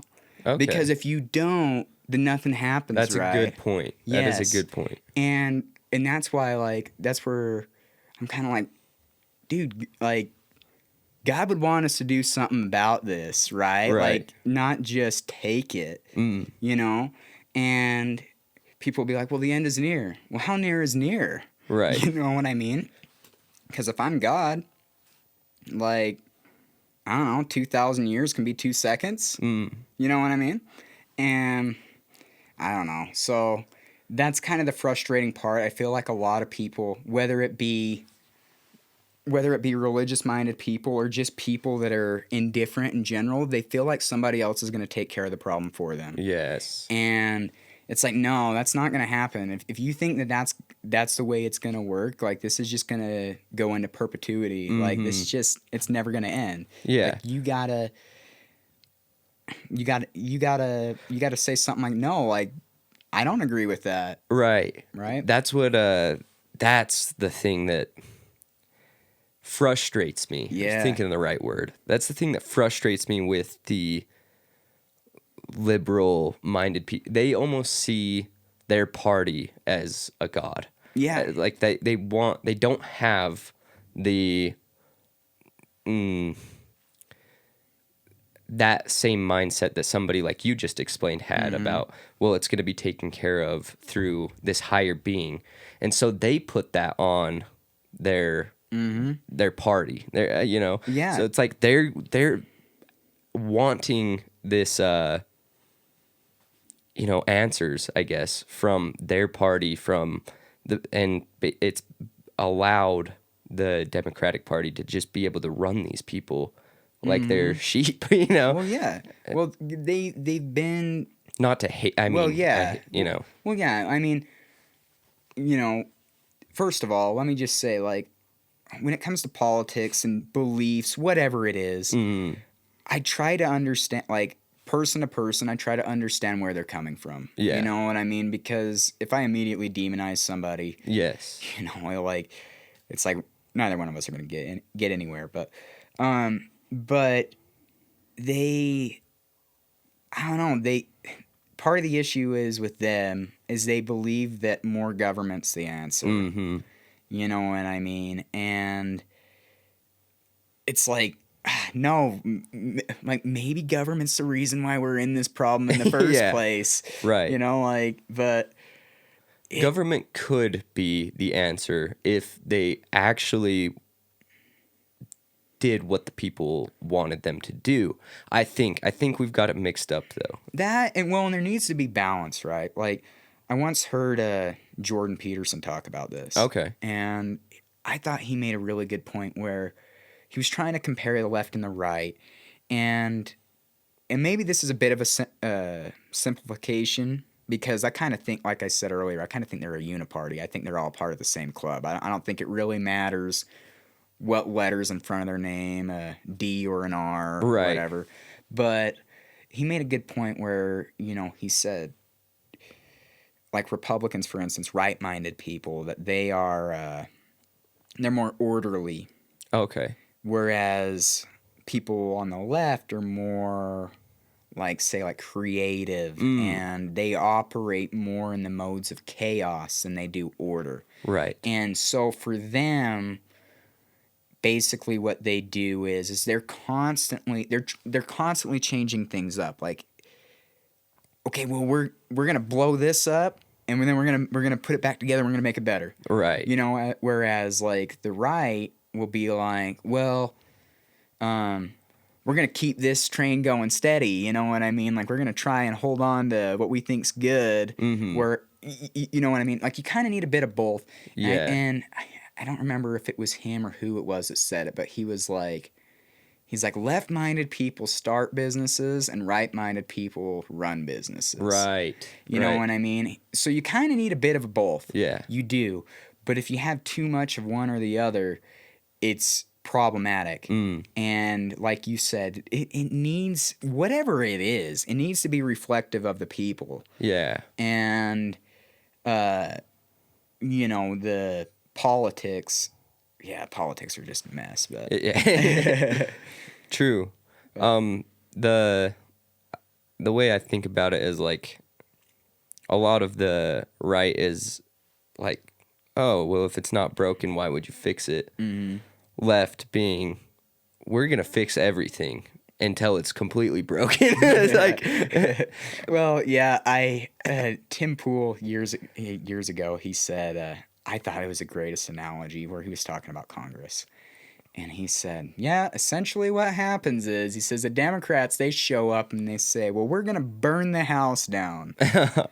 And then the Republicans come out and they say, well, only the kitchen. You know there we go. That's a great analogy. Yeah, that's the compromise, man. So it's just like, oh. And that's why, I don't know. It just, yeah, I don't know. I think so many people are unsatisfied, and like, no matter what your political affiliation is, you just kind of feel like you're left behind. Where it's like, no, none of these candidates reflect any of my values. Why am I having to pick between them? Right. You know what I mean? And I don't know. A good way that I think about that is like, why is it that I walk into a gas station and I can select between 150 different drinks, candy bars, whatever else, but when it comes to politics, I have to choose between this or that? Where's the options here? Why is there only two major parties? Oh, dude, that reflect ideals? Like, yeah, you know what? That's one. I think that's one place.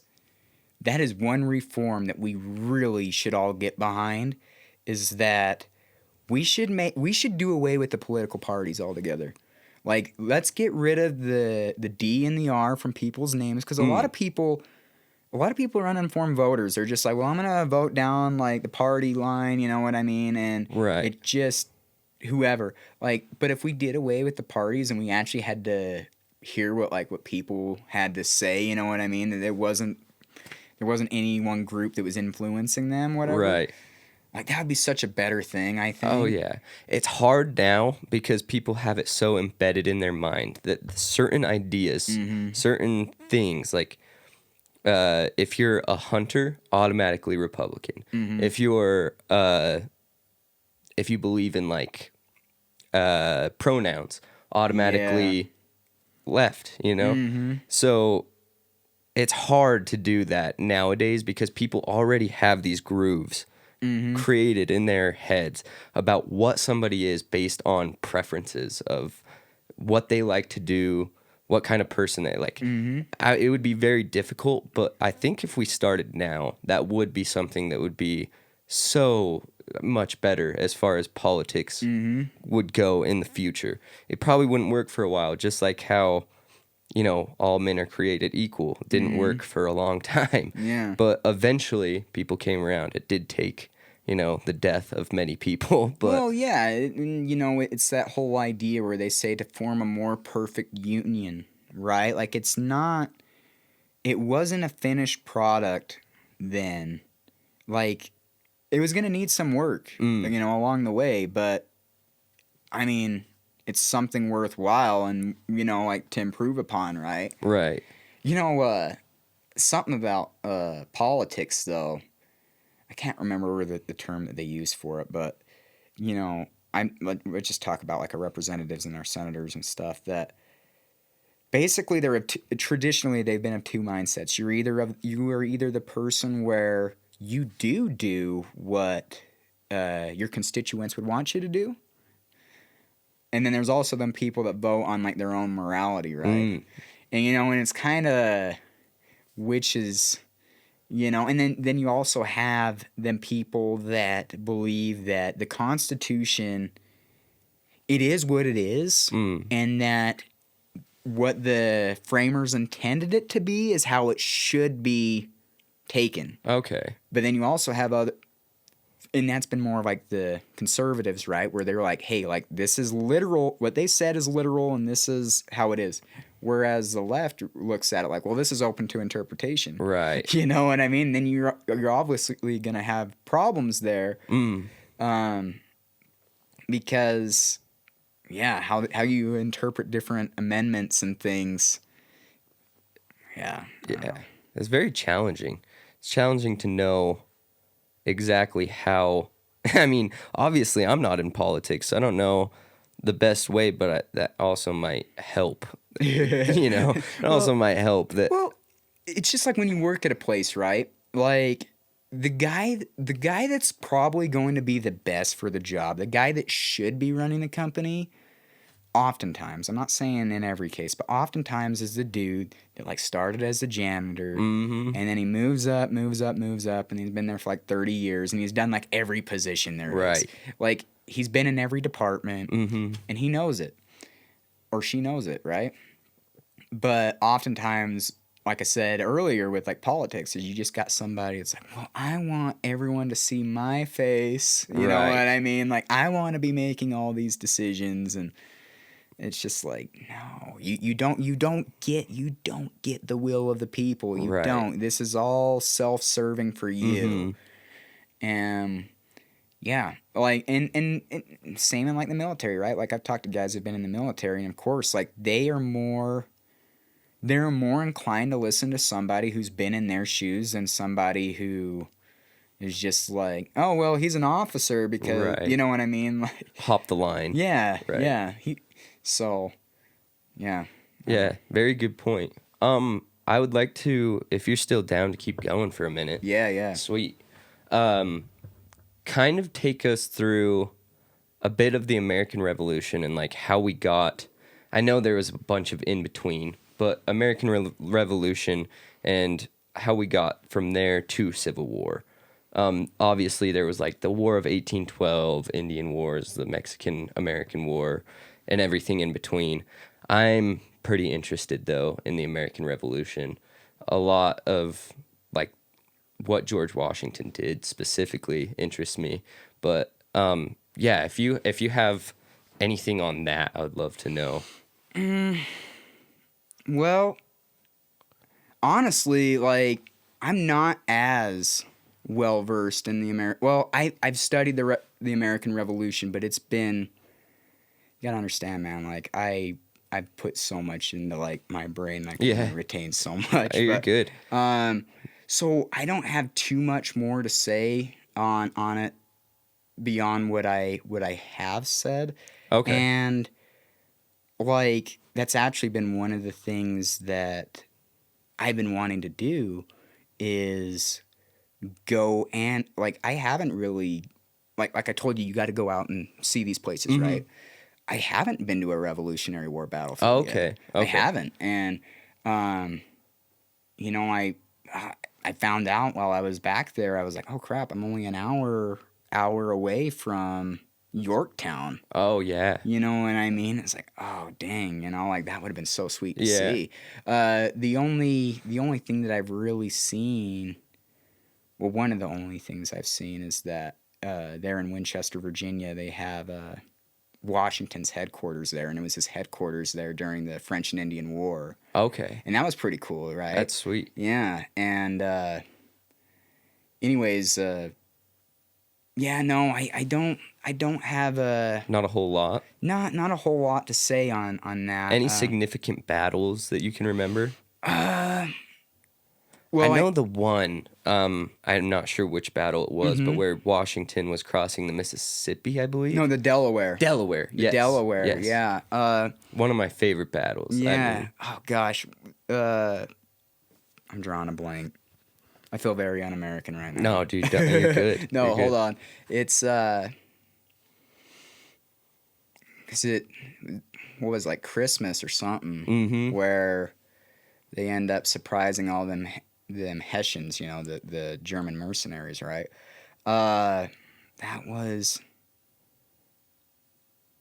gosh dang it. You know, that's going to come back to me and I'm going to like kick myself later for Oh, that. dude, you're good. I just really Well- like that one. I mean, the way, because Washington, I mean, it was freezing, obviously. Mm-hmm. I mean, the middle of winter, I mean, literally Christmas. I think it was Christmas Day that they attacked. But yeah, crossing the Delaware, and the obviously the other side was like, no chance anybody's gonna cross this icy river.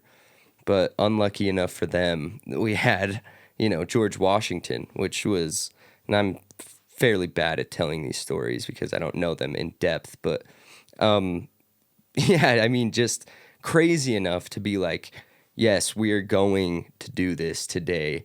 This is, least expected moment. Yeah. And I remember watching a movie about it. But yeah, just completely caught off guard, and I don't remember exactly what happened, but I think took out one of the main leaders from the other side almost immediately, and that pretty much ended it. Well, you know, and that's the thing is like so many of these things, especially when you go there, right? Like, I don't know, I'm not much, I don't have much of a religious disposition, but when you go to these places and you find out about what happened, right? It's like, crap, man, like, it almost seems as if it were meant to happen here, that it was meant to happen. Right. And I think that's really cool. Yeah. Right? No, like I said, I got a lot more studying to do on the revolution because I think it's a similar thing, man. Like, because you had people who were dissatisfied with how with the way things were. Yeah. And then just like when we were talking about the Declaration, where they said many people, like, even when things get terrible, they're more willing to bear that suffering rather than deviate from what they're accustomed to. You know what I mean? Right. Like people don't want to take that next step. They want to just keep up the status quo, if you will. Right. But yeah, no, man. I mean, some significant battles. I think that battle might have been called the Battle of Trenton. Okay. And there was like the Battle of Brooklyn and Battle of Saratoga. And it's cool. There's an organization called the American Battlefield Trust. And most of the work they do is Civil War related, but they are working on like preserving Revolutionary War battlefields. Okay. You know, so then you can have those experiences and go and see it. That's cool. That's Yeah. cool.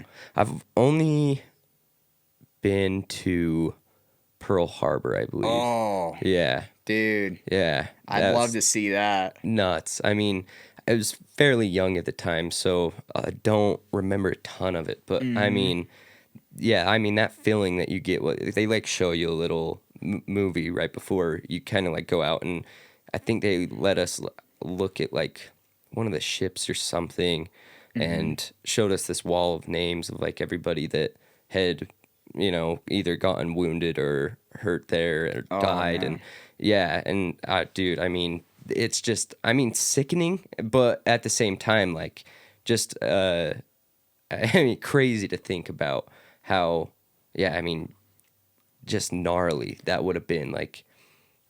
Well, yeah. I mean, like my grandma, for instance, she grew up with a girl who happened to be in Hawaii when that happened. Oh, wow. Yeah, and she was just a little girl when it happened, and this other, not my grandma, but this other girl, was at this birthday party, and that a bullet actually came through the house and killed one of the kids.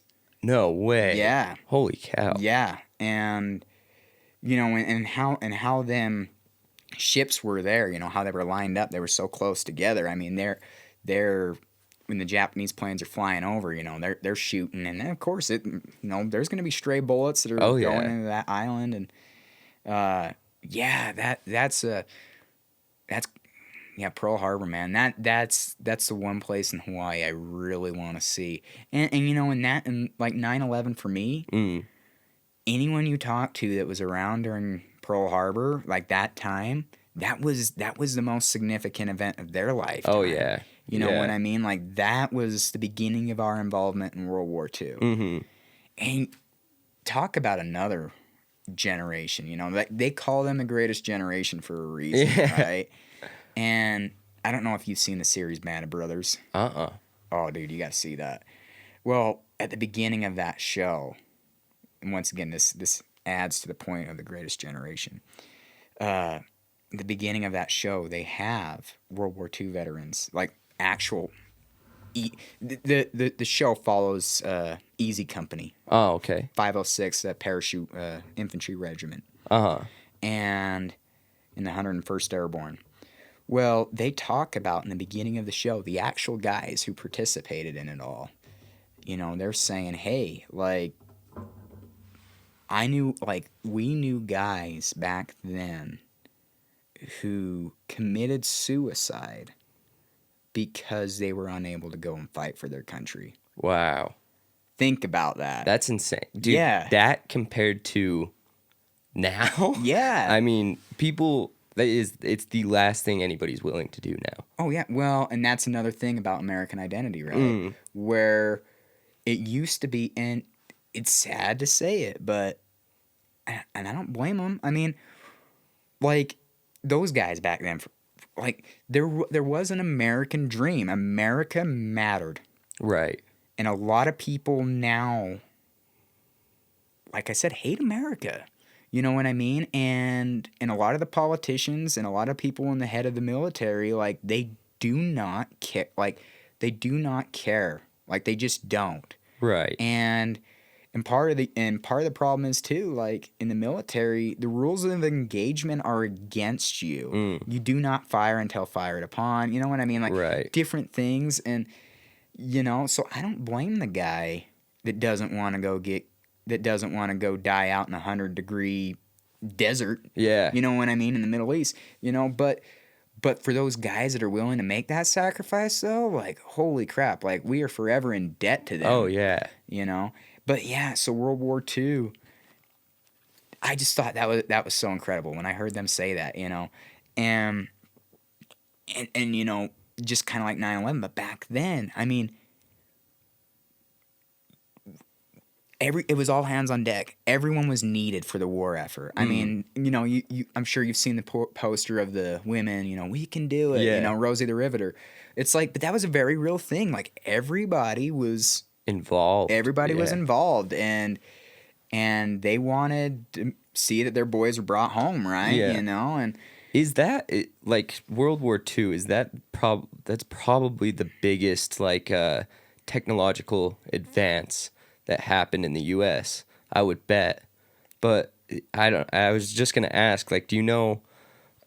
Let me see how to phrase this. I guess, like, is it the majority of technology comes out of war?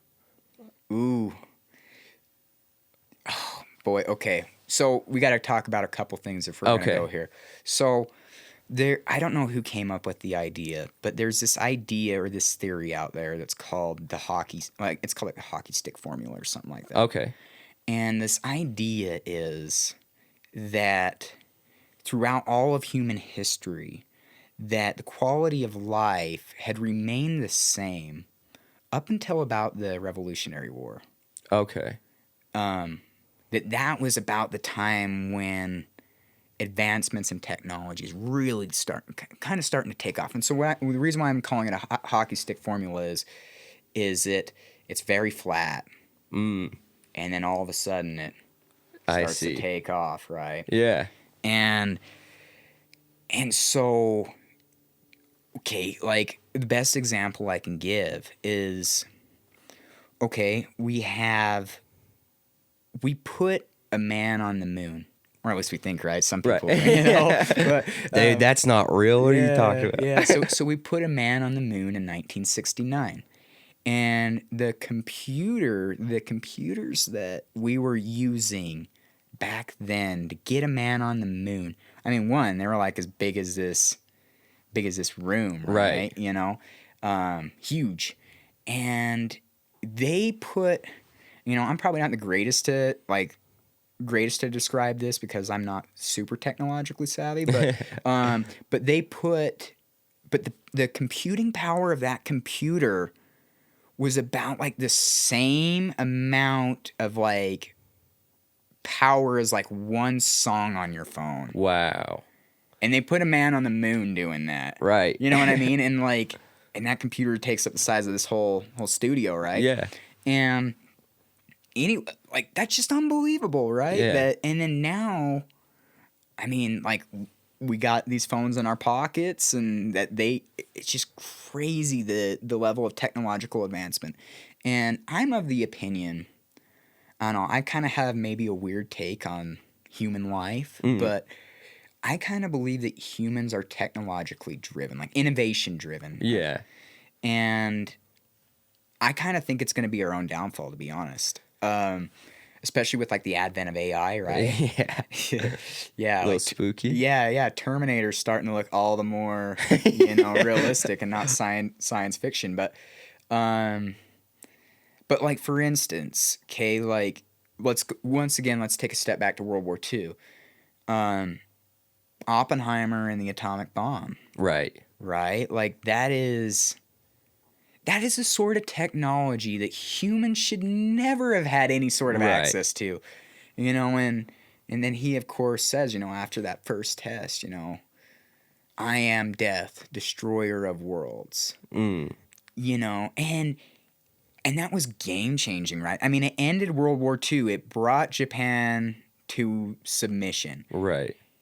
And the craziest part is that the nuclear weapons we have now are like hundreds, if not thousands, times more powerful than that. Yeah. And you're like, no. Yeah. And once again, I'll make another pop culture reference, but movie reference. But like, I always think about that scene in the original Jurassic Park.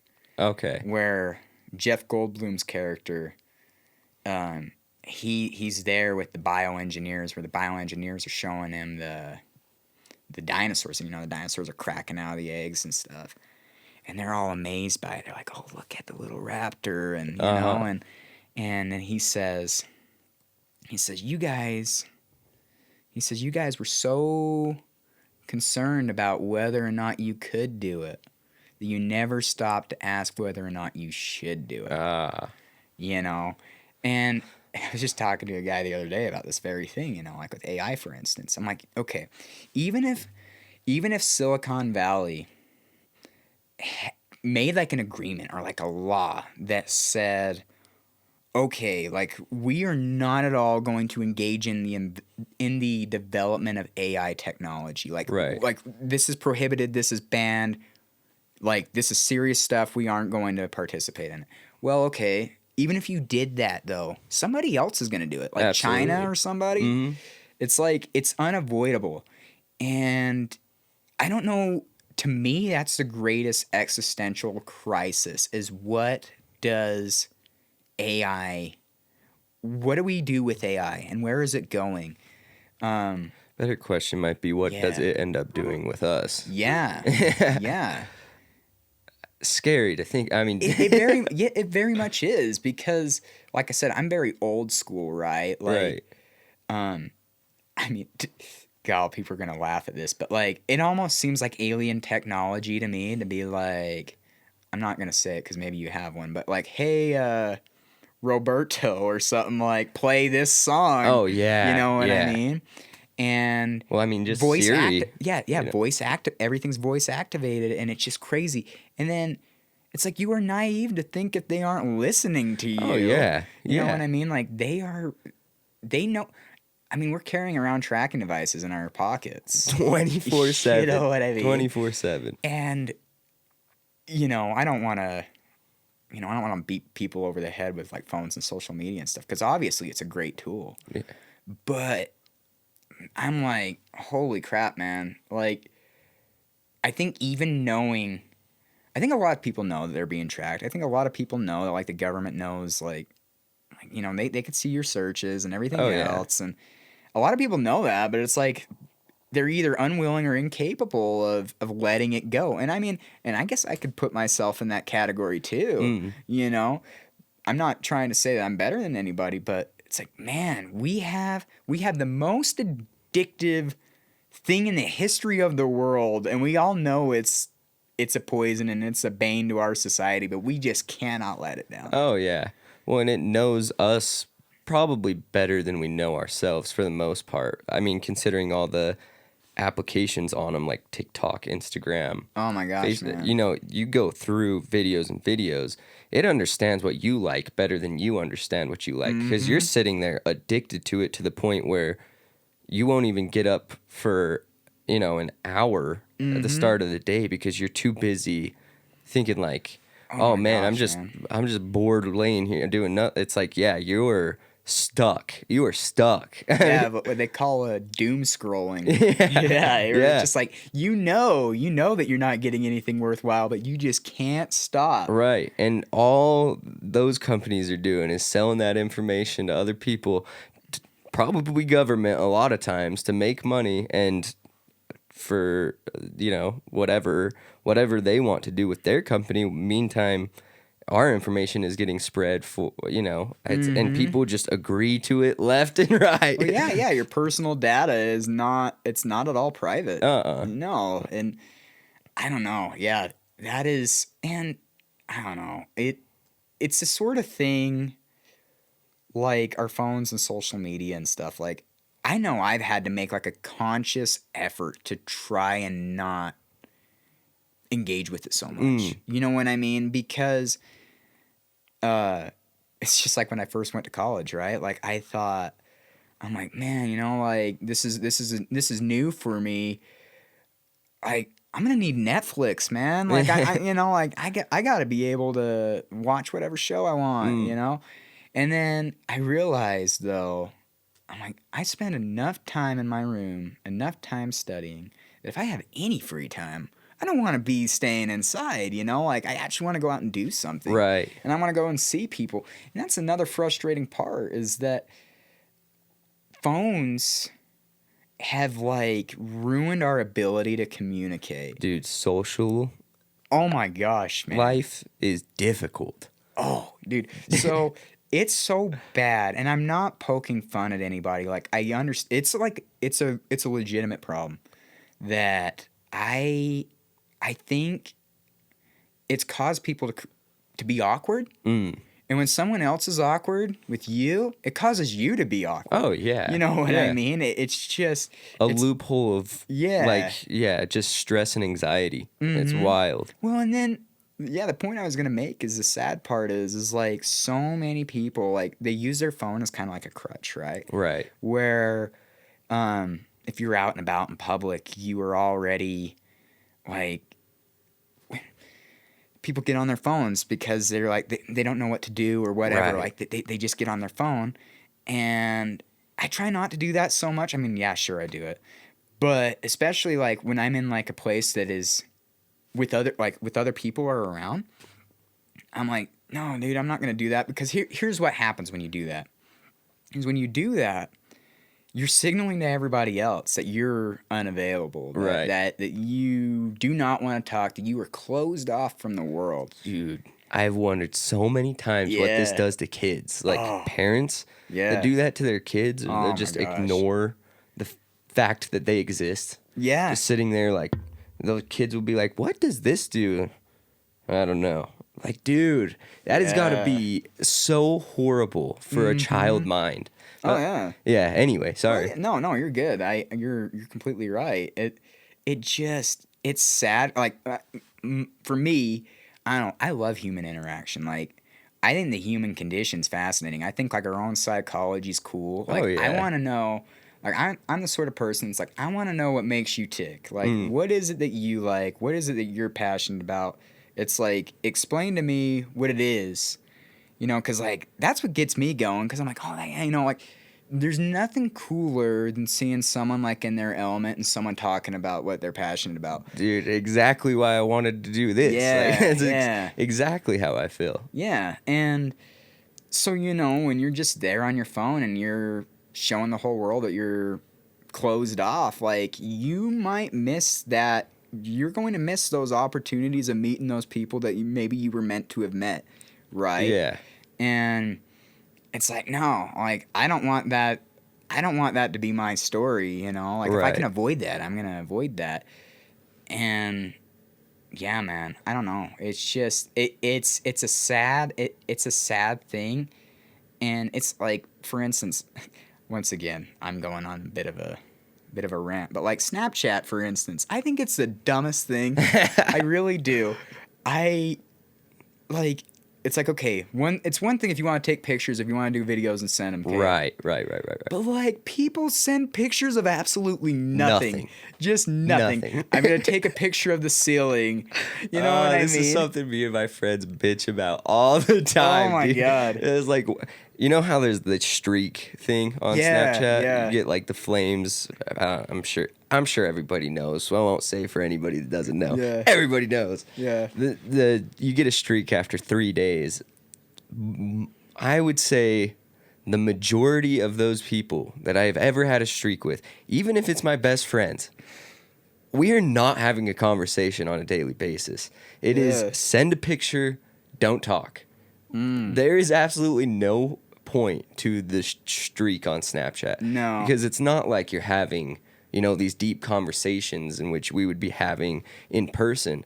So this was actually something that me and my friends, like, that was the original idea of me making a podcast. Like, so when I got finished with high school, I had to graduate early because of COVID. Oh. And right. What a mess, man. That's Yeah. when I was doing my student teaching, and it was Okay. like, holy crap. Like to me that's still I don't mean to interrupt you, but to You're good. me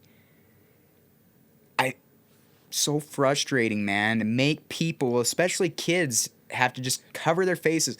And I mean, Insane. that's the saddest part, man. Like so many of my students, Mm. it's like I only know you by your eyes. Right. I've never seen your face. Right. You know what I mean? And it's just like, wow, you know, that like it's so sad. Anyways, go on. So awkward too. Yeah. That was the whole idea though, was like I like literally just sat down and figured out how to make this work. Like I didn't have any idea about how to record or how to do any of it, and the video just barely, I mean, like I just barely started videoing. So that's why I just started a whole fresh page, because I wanted it to be video and everything. Yeah. I didn't have any idea how to do really any of it. I mean, like I had played around with like making music and stuff in the sure. past. So I knew like simple, like how to use a DAW and things like that. Okay. But I was like, man, we are, like, if we don't do something about like, because they said 2 weeks, so it's like, okay, all of Yeah. us are like, this wasn't supposed to happen in the first place. No. So guaranteed it's going to be more than 2 weeks. Like, we've got to do something with our time. So I've got all these friends, and most of it was just talking BS, it's like, it's just, us attempting to be funny. I think that was way better than if none of us just had communication at all, though, because it would have just been, we're going to send each other a picture once a day, and that's the only communication we're going to have. It was like, no, let's make a point to do this once a week, where we all sit and attempt to have a conversation, even if it is like the most ridiculous conversation you've ever heard. Like, let's at least try and talk to each other and, make time to hear stories, like even if it's just things that we've done in the past with each other, or what your new job is, or, anything like that has got to be better than just no social interaction. Exactly, man. Being in the company of others is so important. And that socialization, everybody needs it. Oh, yeah. Everybody does. Like, even if you're someone that's like super introverted and, you're never like, you avoid crowds, whatever. Like, everybody needs to like be able to be in the presence of other people. Oh, yeah. You just do, Yeah. you know? And that's why, to me, what happened in 2020 is unforgivable. Like, a lot of people think that, you know, like, hey, you know, like, everything's fine now, you know, like, I forgot about it. I'm like, not me. Right. It's like, I won't forget. Yeah. You know what I mean? Like, they robbed us all of, like, I mean, like you said with your friends, like, they robbed you of quality time spent together. Right. Well, and then they tried to make you feel bad for it too. Yeah. Oh, yeah. Well, if you go outside without a mask, you're going to kill grandma. Yeah. You know what I mean? It's like, I don't know what all we could talk about that stuff, but I just thought, like, if it's so good, why do I need it? Right. And if it's... Well, if worse comes to worse, this can go only on Spotify. Oh, okay. So that way. Yeah. If it's so good, why do I need it? Or if it's not good enough, then why are you pushing it on me? Right. Kind of a thing. And I don't know. It was just so crazy. And I thought, like, I think you should be able to have the freedom to do what you want. You know what I mean? Like, it bothered me that some of the same people who were pro-choice, you know, saying bodily autonomy, were the same people saying, like, well, you should just do this. Yeah. It's like, wait, what? You know? But then, I don't remember what I was going to say, but, yeah, 2020, man, like, it just, to me, it's unforgivable. And then all the places that had to close down, right? Like, all these, to me, I think it was completely engineered. Oh. I think that they knew exactly what they were doing. Like, it's that old saying, take advantage of a crisis, right? Like, never let a crisis go to waste. And I think they kind of thought, you know, when they were doing the whole 2 weeks thing, okay, maybe at best they were honest in the beginning. Maybe.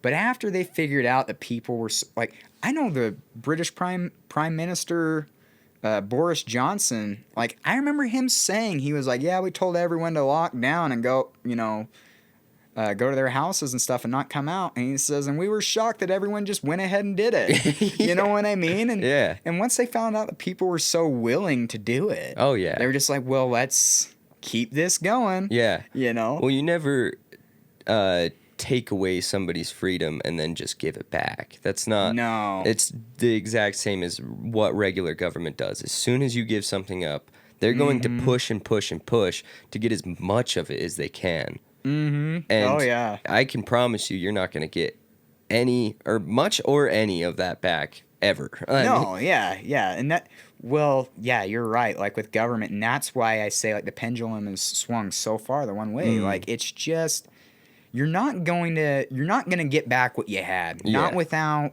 some sort of, like, extreme measures. And I mean, hopefully it doesn't take any sort of extreme measures, but you need people to wake up and just say, hey, like, no more. Like, it should be this way. Right. You know, but anyways, yeah, like, 2020, dude, it's like, to me, that was, like, the unforgivable sin. Yeah. That I'm like, you guys did this to me once, and you're going to try again. You know what I mean? There'll be something. There'll be something that will come down the road. And well, if they don't try it again this year, then it's just probably going to be this whole war thing that's going on right now. You know? Yeah. You know, that's a sad part is, like, the information we are fed, it's all lies. Right. I don't care what you think about, especially in terms of war. Like, there's propaganda on every side. Oh, yeah. And what I've learned by studying history is I find that things are usually never as good as they seem and never as bad as they seem. Like, the truth always lies somewhere in between. Yeah. You know what I mean? And so it's like, okay, there's more to this. There's more to this than what I'm being sold, you know, or what I'm being told. And, you know, I have to look into it myself. And then, like, oh, that doesn't make sense. Well, why doesn't that make sense? And then you get digging deeper and you're like, oh, okay, this is this is starting to add up. Right. You know? Right. It's like, oh, and the timing of this. You know what I mean? Like everything. You have to investigate and educate yourself in a lot of ways. I think that's why people are so concerned with the whole Ukraine thing, right? Oh my gosh, man. Well, you know, and it's the crazy part about the Russo-Ukraine war. Okay, as a person, okay, I feel bad. I feel bad for both the Ukrainians and the Russians. One, okay, I feel bad. Okay, the Ukrainians, it's just your average Ukrainian citizen. It's like, what crime did they commit? Were they guilty of just being born in Ukraine? Right. You know what I mean? Like, they didn't have any say in what happened here. You know, they just happened to be caught in the crossfire, and you know, like you feel for them, right? Like, Right. well, and then you feel for the Russians too. It's like the ones that are being drafted and conscripted, you know, to go fight in this war. Like, they don't want to go do that, Right. you know. And so, but the thing that bothers me though is that I've really noticed it, that all the media is telling you, like, you got to get behind Ukraine. Like, I stand with Ukraine. It's like, you can't find Ukraine on the map. You know what I mean? Like Ukraine, I'm not saying Russia's a good guy, because they're, you know, I think Vladimir Putin is But we never looked at Ukraine as the good guy either. Well, though. yeah, they're one of the most corrupt. Right. You know, like it. So there's a lot. That's what was weird about it to me. Yeah, there's so much shady stuff going on over there, right? And like, okay, for instance, like one of the things that's puzzling to me is that Ukraine has kind of always been considered like breadbasket of Europe. You know, and we get a lot of our food and stuff there, and here you got the British, you know, UK government that are sending depleted uranium rounds for the Ukrainians to use against the Russians to destroy their tanks. But the thing about that is uranium is very radioactive. Right. And you were ruining that soil of being able to grow anything ever again. Right. So like they are destroying Ukraine. And that's the sad part, is that everybody, you know, everyone's been sold this idea of like, okay, well, you know, we got to stop Putin. We got to stop Putin. We got to make sure that Russia doesn't invade the rest of Europe. Well, first of all, there's nothing to say that he will. We don't know that. And second of all, it's like Putin's got nuclear weapons. Right. You know what I mean? And so that's very dangerous. I mean, that could escalate very quickly. And then on top of that, it's like we're using Ukraine as a proxy to fight Russia. You know what I mean? Like, people are insane to say, I'm sorry, but they're insane to say that we are not at war with Ukraine. It's like, what do you mean we are not at war with Ukraine? If we're sending hundreds of billions of dollars, weapons and equipment to go fight Russia, how is that not? Right. You know what I mean? Yeah. Like, it's like, come on, you guys. And then they're just using Ukraine as this battleground of Europe. Like, they don't care about Ukraine. That's these globalists, man, these elites, these people who run these countries, these politicians and things. They don't at all care. Like, they don't at all care about you and I. Like, they're just gonna do what they're gonna do. They're gonna get power where they can get power. Oh yeah. And they're just using Ukraine as a battleground, you know, like just to take a jab at Russia. They don't care about Ukraine coming out on the right side of this. Right. Like, they don't even care that the war ends. Yeah. You know? What kind of dirt do you think those guys got on Biden? They Oh my god. They gotta have something on this guy to be like, oh yeah. you know, like why would we send so much money? Oh, It can't yeah. just be to fight through Ukraine. You know, we can't be just like that. Can't be the only motive. At least not from my perspective. You know. Oh yeah. You see the corruption in the Bidens. Like you've also seen it in the Clintons. Like it's, oh yeah. Well, and that's what's amazing, right? Is that okay? What you're seeing happening to Trump right now, because and maybe I am not the best one to go over this, but you know, Trump got in trouble for having called, I believe it was Zelensky, about looking into Biden.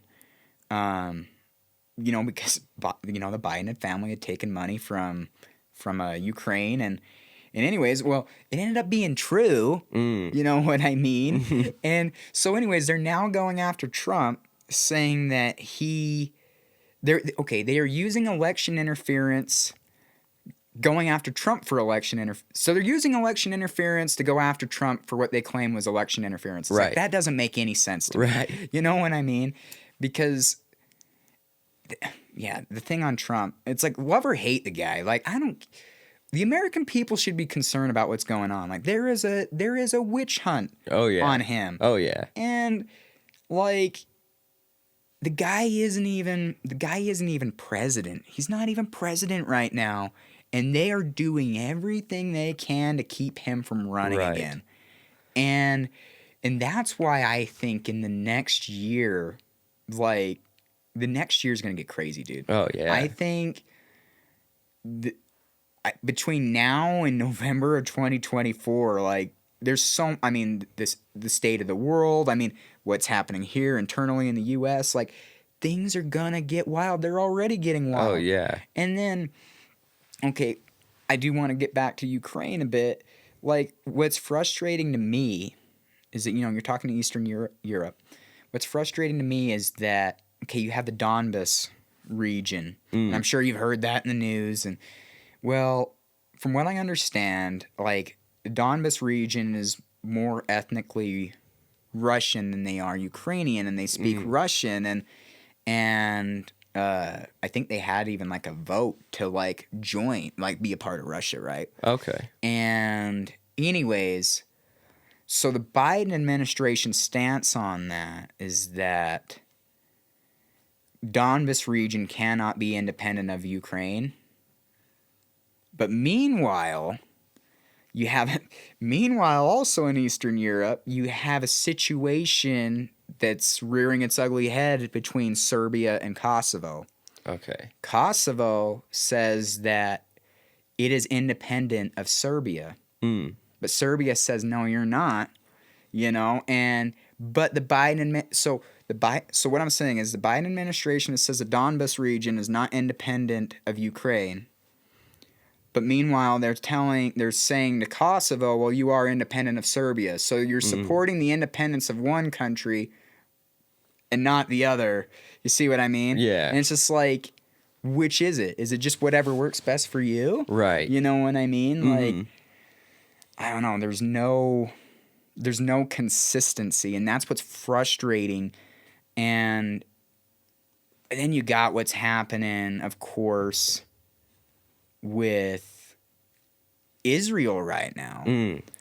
Oh my gosh, man. Like if people thought Russia and Ukraine was bad, I think this is the one. This might be worse. Yeah, I think this is the one that might tip us over the edge. Yeah. This one's more concerning for the U.S. specifically, I think. Oh, yeah. Yeah. Well,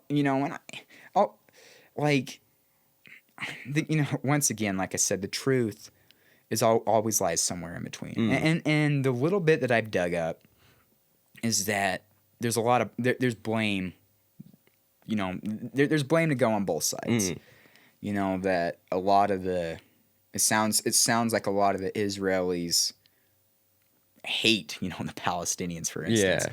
But with that being said, though, like, even if you are someone who in the past had been a supporter of the Palestinians in Palestine, what Hamas did,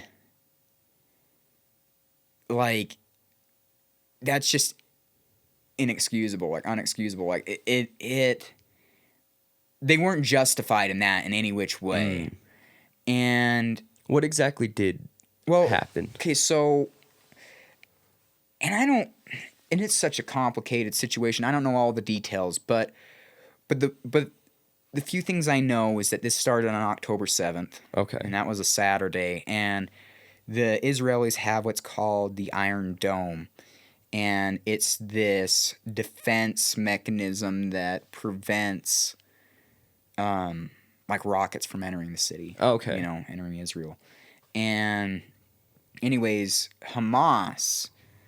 So Hamas is they're like I said, I'm probably not the best to describe this because it's super complicated. But Hamas, they are situated in Gaza, Okay.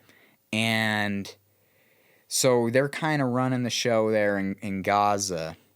And they fired, I think, like 5,000 rockets into Israel. And it was so much rockets that it actually overwhelmed Israel's defense system. And so, of course, you know, rockets went into Israel. And then the following, I don't remember, it's all blurring together, but Hamas then ended up going into like a village, and then they indiscriminately killed civilians, and I mean like beheaded babies and everything. I mean like just burned kids alive, and I mean stuff that just no human should ever do, right? You know, and I went Darth Vader. Dude, it's worse than that. It's I guess okay, you've had a problematic area there for forever. I mean, you can think back to the siege of Jerusalem in 1099, and they write of accounts where that they indiscriminately killed when the Crusaders got in the city of Jerusalem. They said that the blood in the streets had went up to their ankles. That's how many people they killed. They just went wild. And you know, so it's been a very problematic area for a long time. And Hamas, they are Islamic extremist fundamentalists, I guess. Like they take Islam, I guess, to the extreme. They're the type of people that give regular Muslim people a bad name. Okay. You know what I mean? And the way that they see it, or how I perceive it, is that they think that the Israelis are occupying Palestine, that it belongs to them, and I mean, that whole Middle East, you know, Southwest Asia. If there's any one thing that those countries can agree on is their hatred for Israel. You know what I mean? Like, and so that's why this is so dangerous. Right. It's not just a fight between it's not just Israelis and Hamas. This is a whole Arab-Israeli conflict thrown in there with like Persians, you know, like the Iranians. And like, I mean, because, shoot, you had the Iranians saying death to Israel. You know what I mean? Like, this is a very real, like, like very, very serious situation unfolding. But I think for the longest time, I think Israel's been very, I don't know if tolerance the right word, but they got nuclear weapons, man. Like, they could just... They could wipe these countries off the face of the earth, you know, but they haven't. Well, I think that they've reached a point where I hate to say it, but I don't think there is a possibility. There probably is not a possibility of peace here. It's U.S. with Japan. Well, it's... no. Hopefully not. Well, I think it's... No, I think it's separate. I think this is... Hamas is not going to let up until Israel's theirs. You know what I mean? And I think the whole Arab world is ready to come down on Israel, and Israel's going to have to fight back, I think. And if I'm... Once again, this is going to ruffle a lot of feathers. I'm just saying, if I'm Israel... I don't think you have any other choice, and it sounds like they're doing it, that you have to go into Gaza, and I think you gotta get rid of Hamas. You know, I think you do that, and I think you have to take back the West Bank too. So what exactly is the U.S. playing? Like they're playing a part in this, right? Well, yeah. For the longest time, and I don't necessarily think it's been the wrong stance, but for the longest time, U.S. and Israel have been close. Okay. And I think that's been a good thing. But so obviously there's ties there. Israel has been our allies, or at least traditionally has been. And so they've already kind of said, well, we're going to help Israel. But I really think, and that's why I say you got to be so careful what you see and hear on the news. I think if we're involved over there, I think it's because we want to be involved over there. Does that make sense? Like,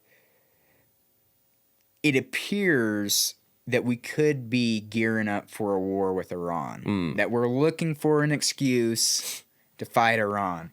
And then that's dangerous because Iran, they are friends with Russia. And that's why, like, the whole Iranian nuclear deal thing doesn't make any sense to me at all. Because when Biden, so Trump did away with it, and then Biden brought it back.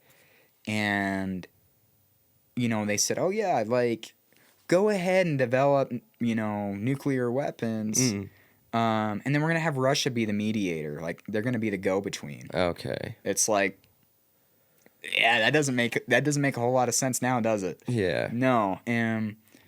So anyways, you're having something.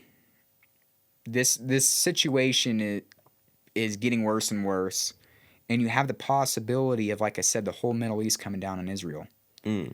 And it's very concerning because I believe, and once again, I'm not in their heads, but I believe Hamas believes that if they want to bring on their own version of Armageddon. That they want to have that last final battle, and they believe that they're going to create such a cataclysmic event, like such a earth-changing event, like nuclear weapons, everything, like a battle of battles, that it's going to force God to return. I think that's where they're at. And so, obviously they think that God's on their side, and the Israelis think God's on their side, and anyways, and and in Islam, they have what's called the 5 pillars of Islam, and one of those pillars of Islam is called jihad. Okay. And jihad, there's 2 forms of it. And I don't remember which one's which, but there's one that's called greater jihad and lesser jihad. And the one, like I said, I don't remember which one's which, but the one, it's about your own struggle with your own belief in God, like your internal battle with like accepting God, and that's like a part of Islam, right? Okay, and that makes some sense. But the other jihad is where it's war against the non-believers, essentially, like a battle between those who do not believe. And these guys, Hamas, on the 13th, called it a global day of jihad. You know what I mean? And so they're already, like, they're not talking peace or anything. Right. Like, they want what they think is theirs. And that's why, if Israel retaliates, well, then you have the possibility of bringing all these other surrounding countries into the fold. Right. And then this really does have the makings of being World War III. I was just going to ask. It seems like the road to World War III. The world's getting crazier, man. Yeah. Yeah. Well, and the way that you just described that, it sounds like, it almost makes it sound like the U.S. is wanting a war with Russia. We've got, at this point, 2 different ways that we're egging them on, through Ukraine and through, you said, Iran? Iran, yes. Yeah. And I was going to say Israel. I knew that wasn't right, though. Yeah, and through Iran. I don't know. It seems a little bit inevitable, maybe. Hopefully not. Well, that's why I say, like, it doesn't matter where you're from, but I think there's so many people that are making the decisions, like, that affect everybody. You know, it's kind of like, I don't know if you're a fan of the band Black Sabbath, but they have a song, War Pigs. You know, and throughout that song, there's various references, you know, to Satan, right? But when they sing about that, they don't mean Satan like the literal form, like a person or anything. But what they're talking about is they're saying the idea of Satan, like what really is evil, is these politicians sending other people to do fight their wars for them. Yeah. You know what I mean? Like, and no matter what happens, you know, they get to sit back at a desk and, you know, profit from it or whatever, right? Because wars, of course, are profitable. And, you know, like, that's always bothered me. Like, yeah. So you think that's the Democrats' point of view on this, maybe? Well, I mean, I think the Republicans are equally guilty. I mean, okay. There's a lot of people that are pro-war. And, I mean, you know, and like you have in Congress, right? Like, they have lobbyists, you know what I mean? And the military-industrial complex is very real. Like, there is a lot of money to be made in making weapons and, you know, and I kind of have a mixed stance on that because on one hand, like, the best offense is a good defense. You know, like, you need to have, like, deterrence. You need to be able to say, like, don't mess around with us. Right. But at the same time, like, it's kind of, once again, it goes back to what do the American people want? Because if we all agree upon that we want to have the greatest military in the world and we want to appropriate a bunch of funds for defense, for the military, well, then great, let's do that. But if we're going to just do billions upon billions of dollars without asking the opinion or input of anybody, it's like, I don't know, maybe that's not the right move. So I kind of have mixed feelings about that, and I'm not anti-military in any which way. Right. Like, I believe the military should have the best equipment. They should. But, I don't know, us as taxpayers have to pay for it, and you know what I mean? Yeah. So what bothers me about the whole thing recently is, like, I mean, you can compare Trump to the Trump administration to the Biden administration and see how much more power we had with Trump in office versus with Biden in office. We had almost, I mean, I wouldn't say no, like, imports from these other places, but a lot less. Oil was coming from the U.S. with Trump in office. A lot of the economy was booming, which put us at a higher level. That being switched around, us getting oil from Russia and all these other places, getting a lot more imports as far as food and, you know, these things go, has noticeably put us at a lower level. And then it has, because I think, I can't say for sure, but I think the Democratic view would be we make allies through paying these people. Whereas Trump's view was we make allies through, and this is just me guessing again, through meeting these people, you know, like he met Putin and Kim Jong-un, like went and actually greeted these people, and you could see that our performance, the U.S. performance, was doing a lot better in economy and the way we functioned. Sorry, I'm so glad you brought up the Trump-Korea thing. Because that's a perfect example of how the American people are never satisfied. Because when Trump was running for president the first time, everybody said, oh my gosh, we cannot put this man into the White House. He's going to start World War III. He's going to bring us into World War III. Well, and then, of course, you know, he becomes president, and he's like, well, I'm going to go talk to Kim Jong-un. You know what I mean? And then they're like, well, how dare he be Right. nice to him? Right. You know what I mean? And it's just like, what are you guys saying? Like, first you say he's going to bring on World War III, and then he tries to prevent World War III to go and talk to him, and then now you're not happy. Right. So, I don't know. It's just crazy. No, I think, with Trump, well, Biden, for instance, I don't think Biden, think about being the president of the United States, like, you need to be respected.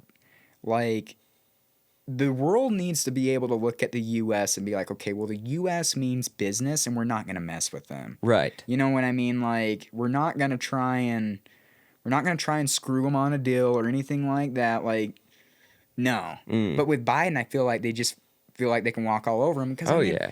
that's the thing, dude. Like, even if you're a Democrat, like, I don't know how anybody objectively looks at Biden and says that he's not competent. Like, he is in a state of mental decline, and that's not making fun of him, but it's clear and obvious. Yeah.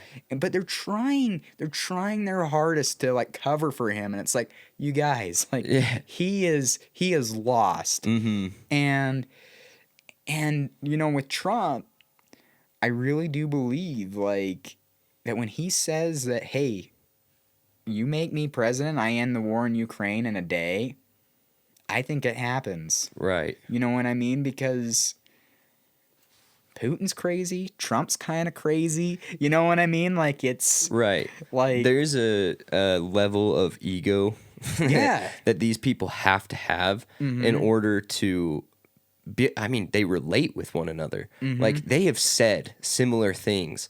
Constantly. Like, you see the wild shit that both of them have said before, or all of them, these wild world rulers, really. Very similar in each sense, but for some reason, when you have all of them running the world, or these places at the same time, things tend to work out all right. Yeah.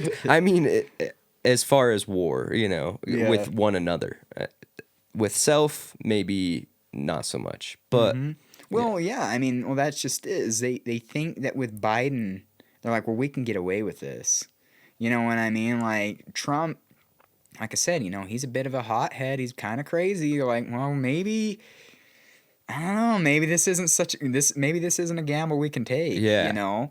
And, like I said, like, the president needs to be strict. They need to be stern and say, hey, like, don't even think about crossing us, and anyways, yeah, it's, I don't know. And that's why I say, like, with these wars and stuff, like, if we're involved, it's because we want to be involved. It's not,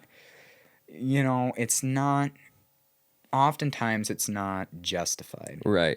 You know what I mean? Like for instance, like Ukraine. I genuinely feel bad for the Ukrainian people. I do. I really do. But I'm also frustrated that nobody, or almost nobody, is putting peace on the table. You know what I mean? Because it's like, wait a minute. Like, are we just going to allow for the destruction of Ukraine? And be like, well, like, it's like, no, how about we try and resolve this instead of just saying, well, we aren't going to budge, that this is, we're going to make sure that Russia goes home packing. And it's like, well, in case you haven't noticed, Putin's kind of nuts. And I don't think he's just going to back down. You know what I mean? Like, you need to come to the and I get it. Like, you got to come to the negotiation table and say, hey, like, we got to figure something out. Because this has been bad for the both of us. But and like, and if I'm a Ukrainian person, like, of course I want American aid. But as an American citizen, I don't necessarily want to give it to them. Yeah. You know what I mean? Like, you get what I'm saying? Like, I should have some sort of a say where my tax dollars go. I think so, 100%. And And like I said, when it comes to war, you are never getting the full story of it. Yeah. Never. And, if I felt like it was, I don't know, and they're always just saying, well, Russia's never going to stop. I'm like, well, we don't know that. Right. You know what I mean? And it's like, well, if we keep letting it escalate like it has been, well, then it might become a situation. Dude, it's not like World War II, where World War II, I mean, there at the very end, of course, we had atomic weapons. But, like, the stakes are a lot higher now. You know what I mean? Like, we have weapons that can destroy the earth. Yeah. You know what I mean? Like, it's not just easy as, oh, well, we're going to go put boots on the ground and we're going to go Right. Beat him into submission. It's like, no, if he starts losing, he might push the button. Oh, yeah. You know what I mean? Yeah. Like, well, and that was, I mean, that's the difference between then and now, Yeah. Is before America wasn't getting attacked for reasons like that. It was like, there's no way we could go and drop off a bunch of troops in the U.S. because everybody there has guns. Chances are you're going to get wrecked, you're going to get destroyed if you drop. Now it's totally different. oh yeah, well, and they don't want you to be armed. Right. You know what I mean? I mean, just literally, probably in the last couple days, like, I guess Kamala Harris is there in Australia visiting. And she said, like, and this is after that shooting in Maine happened. And obviously, anytime something like that happens, it just sucks. You know what I mean? Like, that's just, you don't wish that upon anybody, and it's just, it's awful. And every time it happens, though, it's always, the Second Amendment always comes under attack. Every time. Every time. And, and so she's over there in Australia, and she was like, yeah, we got to do something about banning AR-15s and, high capacity magazines. And she even said we need to confiscate guns just like Australia did. Oh, boy. Yeah, and so it's like, you guys, and that's why I say, like, a civil war or something, it's very possible, because if you get to that point where they confiscate your guns, like, that's when it's like, certainly by that time you are in a full-fledged conflict. Oh yeah, it is. It's gonna happen, and yeah, man. There's a reason why they wrote the right to keep bear arms shall not be infringed. Right. You know what I mean? And they try and say, oh, well, it's all about hunting. I was like, no. Back in the 1700s, hunting was like a given. Yeah. No one needed to be told that they had the right to go hunt. Yeah. The whole idea of arms wasn't built for hunting. Well, yeah, back then, if you wanted, like, if you had the money and the wherewithal, you could hire a private navy. You could own a cannon. You could own whatever anybody else had. Right. And yeah, so it's just crazy, man. It's like that. Jordan Peterson kind of said something about that too. I mean, not really about like the gun thing, but was just like, it's much better to be a person that can, like, I'm gonna to say this horribly. It's much better to be a person that has the ability to hurt other people, basically. Oh, yes. I know exactly what you're talking about. He says it's much better to be a warrior in a garden than a gardener in war. Yes, exactly. Yeah, very much so. And that's the thing, man. Like, people need to be training and getting comfortable, like, whether it be, like, okay, whether you like firearms or not, like, if you are someone who's pro Second Amendment and you do have firearms, like, you probably should be out there training. Like, you should learn how to use the tool and hope you never need it. Yes. And it's just like, you probably ought to learn first aid and hope you never need it, right? And because, you know, there could come a time like where you need those things, like, Yes. you know, like maybe you got to go fight a bear, or maybe you got to go, you know what I mean? Or maybe you get hurt in some way and you got to learn how to do a tourniquet, or, you Right. know, It'd be wonderful if we lived in a perfect world, yeah. but we don't. So No. it would be better to have the ability to. I mean, that's why I've always appreciated the fact that, like, a person like me or you have, karate behind us. It's a lot better knowing that I have the ability to fuck somebody up if they come at me than just being weak and useless. you know? Yes. Yeah, very much so. And yeah, sorry for the, it's I don't know, it's a lot scarier to be, it's why a lot of women are very scared when, they don't have a whole lot of protection. There's not a lot of body weight. A lot of times, it's chances are is you're going to get a lot more hurt in a bad situation. I like the fact that I have the ability to protect myself. Well, you know, women should be able to carry, just because having a firearm is a great equalizer. Yeah. You know what I mean? Like, you can be, you know, like 110-pound, 5'4" woman Yeah.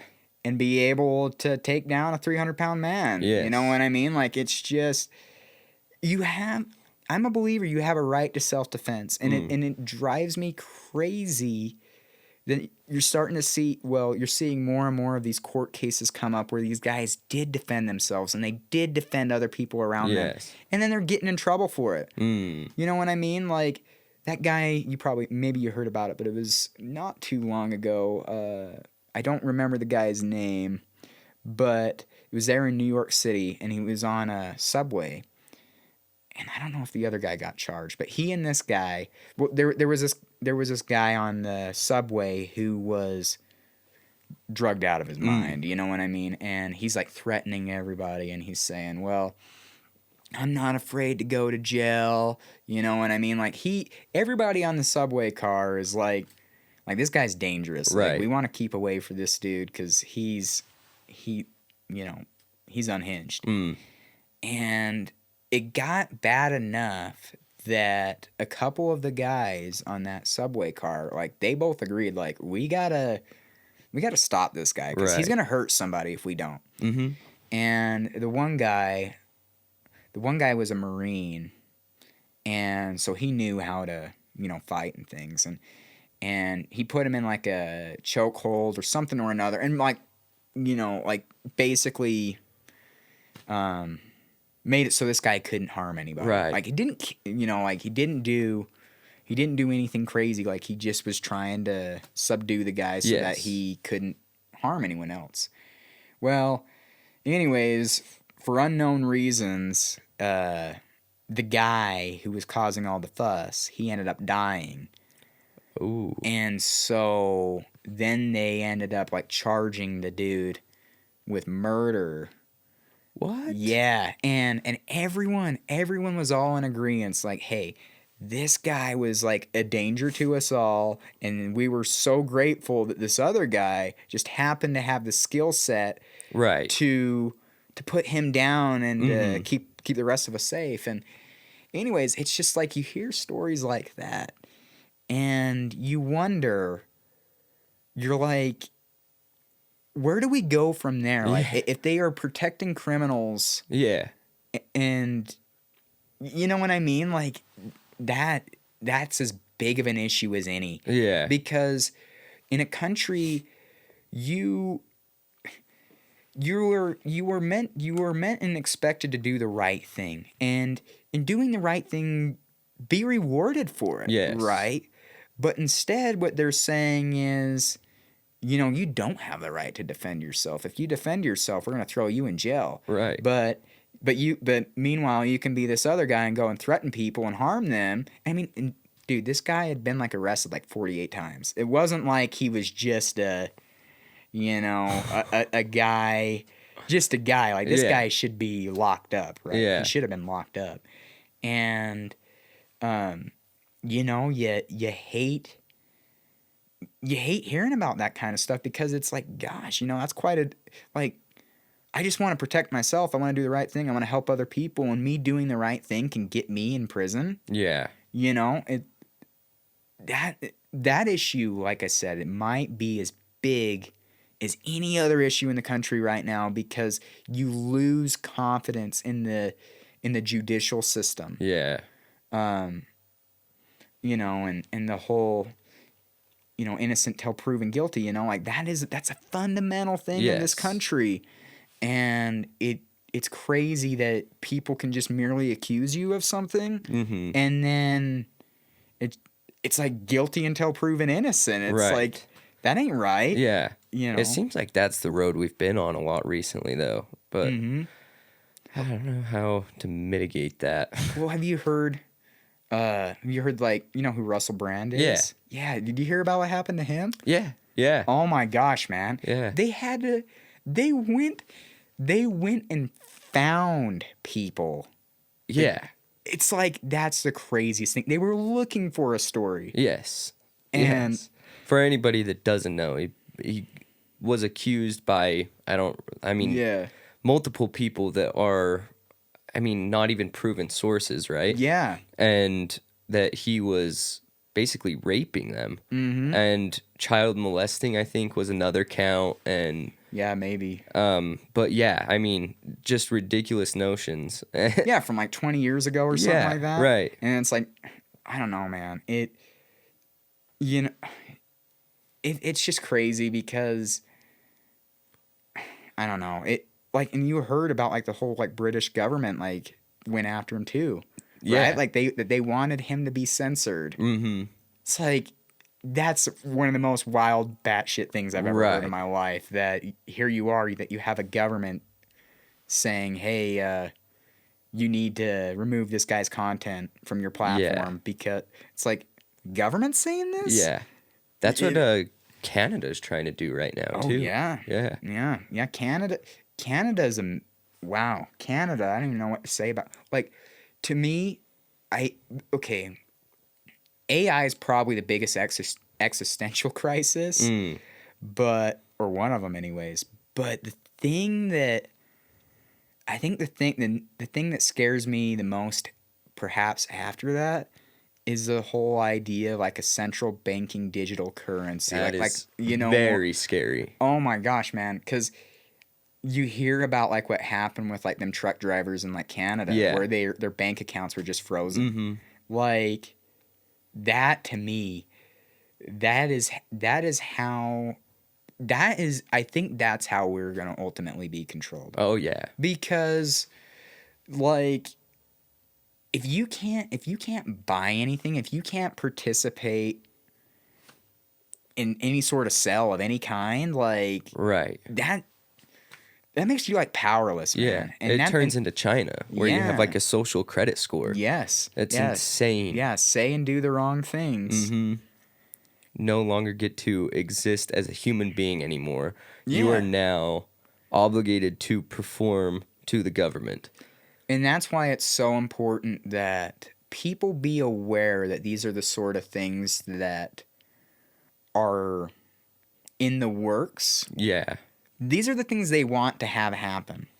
And we have to stand in the way of keeping that from happening. Right. You know what I mean? Because so long as we can say, like, well, we will not accept this, well, then they can't go through with it. Right.